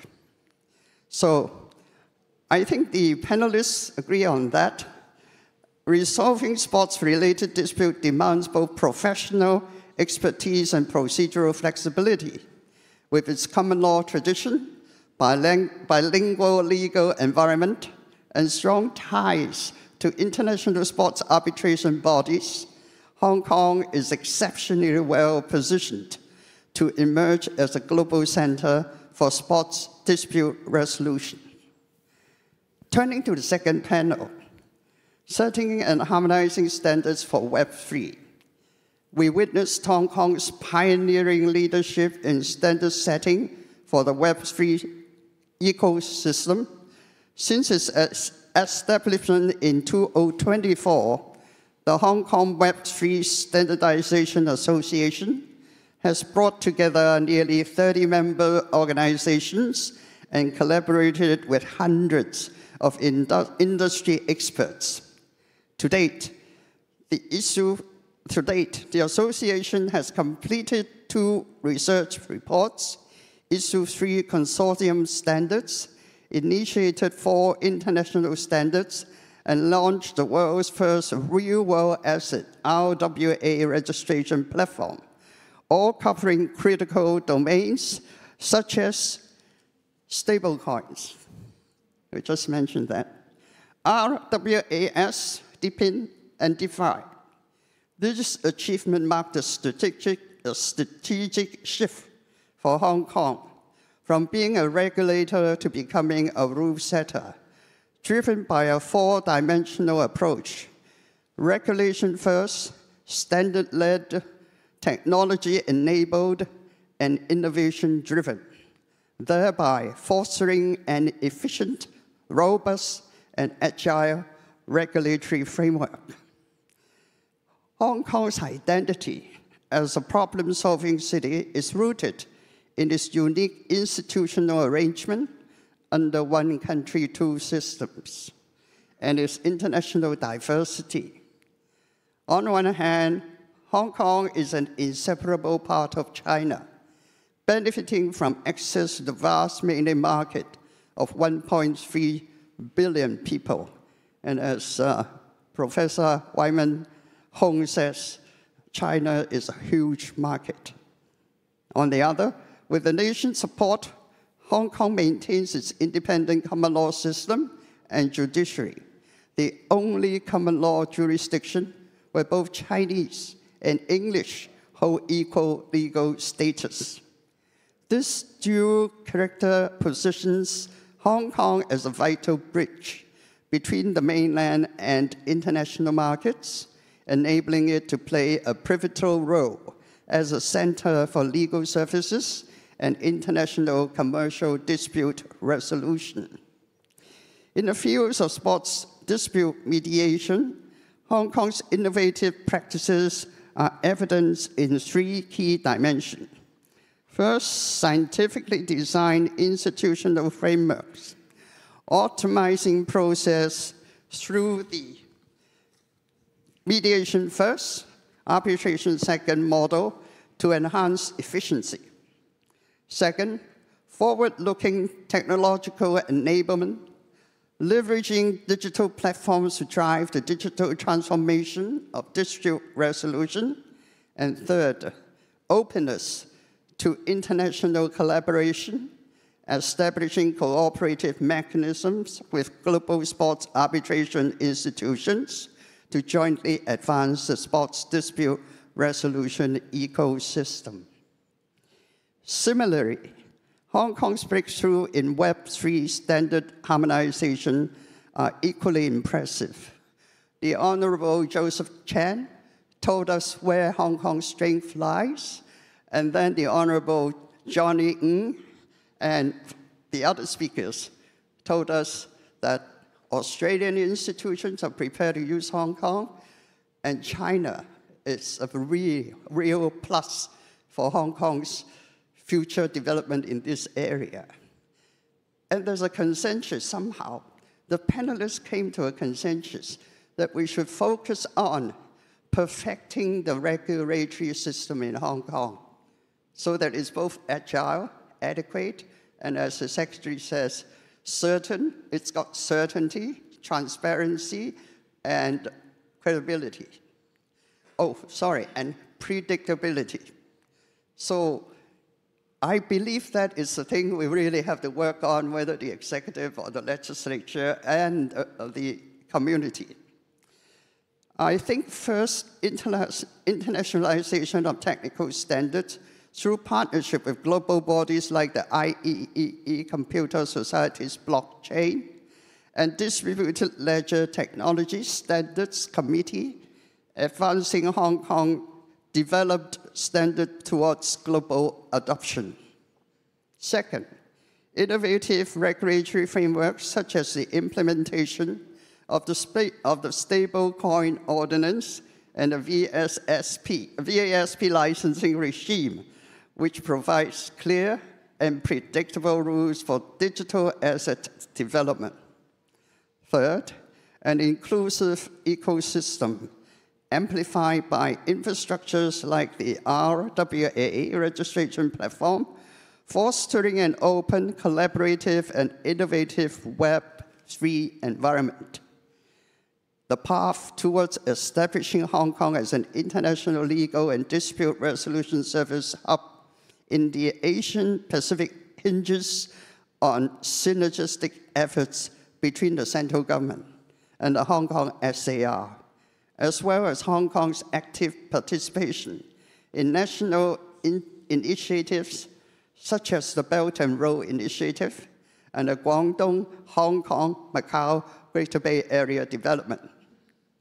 Through the sports dispute resolution pilot program and Web3 standardization efforts, Hong Kong is already delivering practical models for international dispute resolution services under the One Country, Two Systems framework. In closing, I would like to extend my heartfelt gratitude. I mean, you know, they just draw from their experience and their expertise and give us the best in their answers. For their expert insights and invaluable contributions to the Department of Justice and the Financial Services and the Treasury Bureau of the Hong Kong SAR government for their guidance and support, and to all participating industry associations and institutions for their enthusiastic engagement. I hope the ideas sparked and practical insight generated in this forum will continue to drive innovation in Hong Kong's dispute resolution services in sports and Web3, helping position Hong Kong as a catalyst that bridges tradition and innovation and elevating it from a regulatory to a global rule setter, offering the Hong Kong solution to the world. With the sports dispute resolution pilot program set to begin accepting case applications in the first quarter of 2026 and Web3 standardization efforts advancing steadily, Hong Kong's status as a dispute resolution hub will be further solidified. Let us join hands to build Hong Kong into the most influential dispute resolution center, not just in the Asia-Pacific, but globally, contributing to a fairer, more efficient, and sustainable international dispute resolution system. I now declare the forum, Problem-Solving City, Hong Kong as a dispute resolver, officially closed.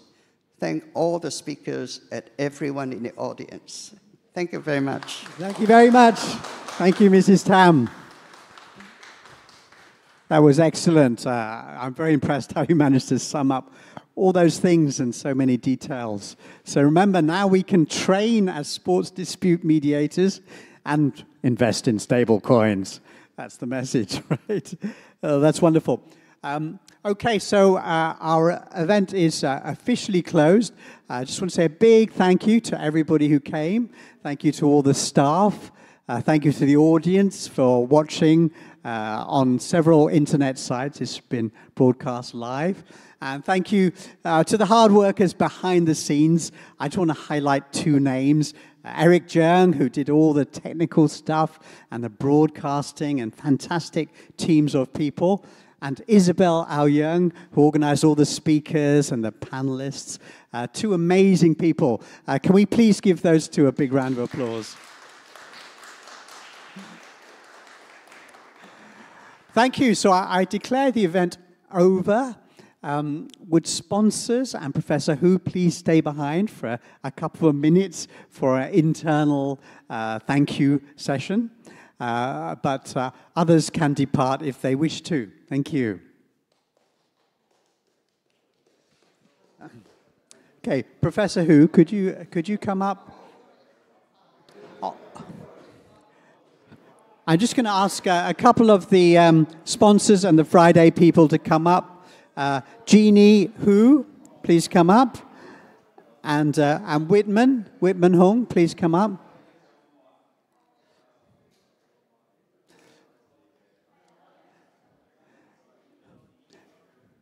Thank you. This is just a moment we're going to take to say thank you to a couple of the sponsor groups. Ella Tang from the Institute of ESG and Benchmark, please come up. Thank you, Ella. And Lawrence Wong. Dr. Lawrence Wong, please come up.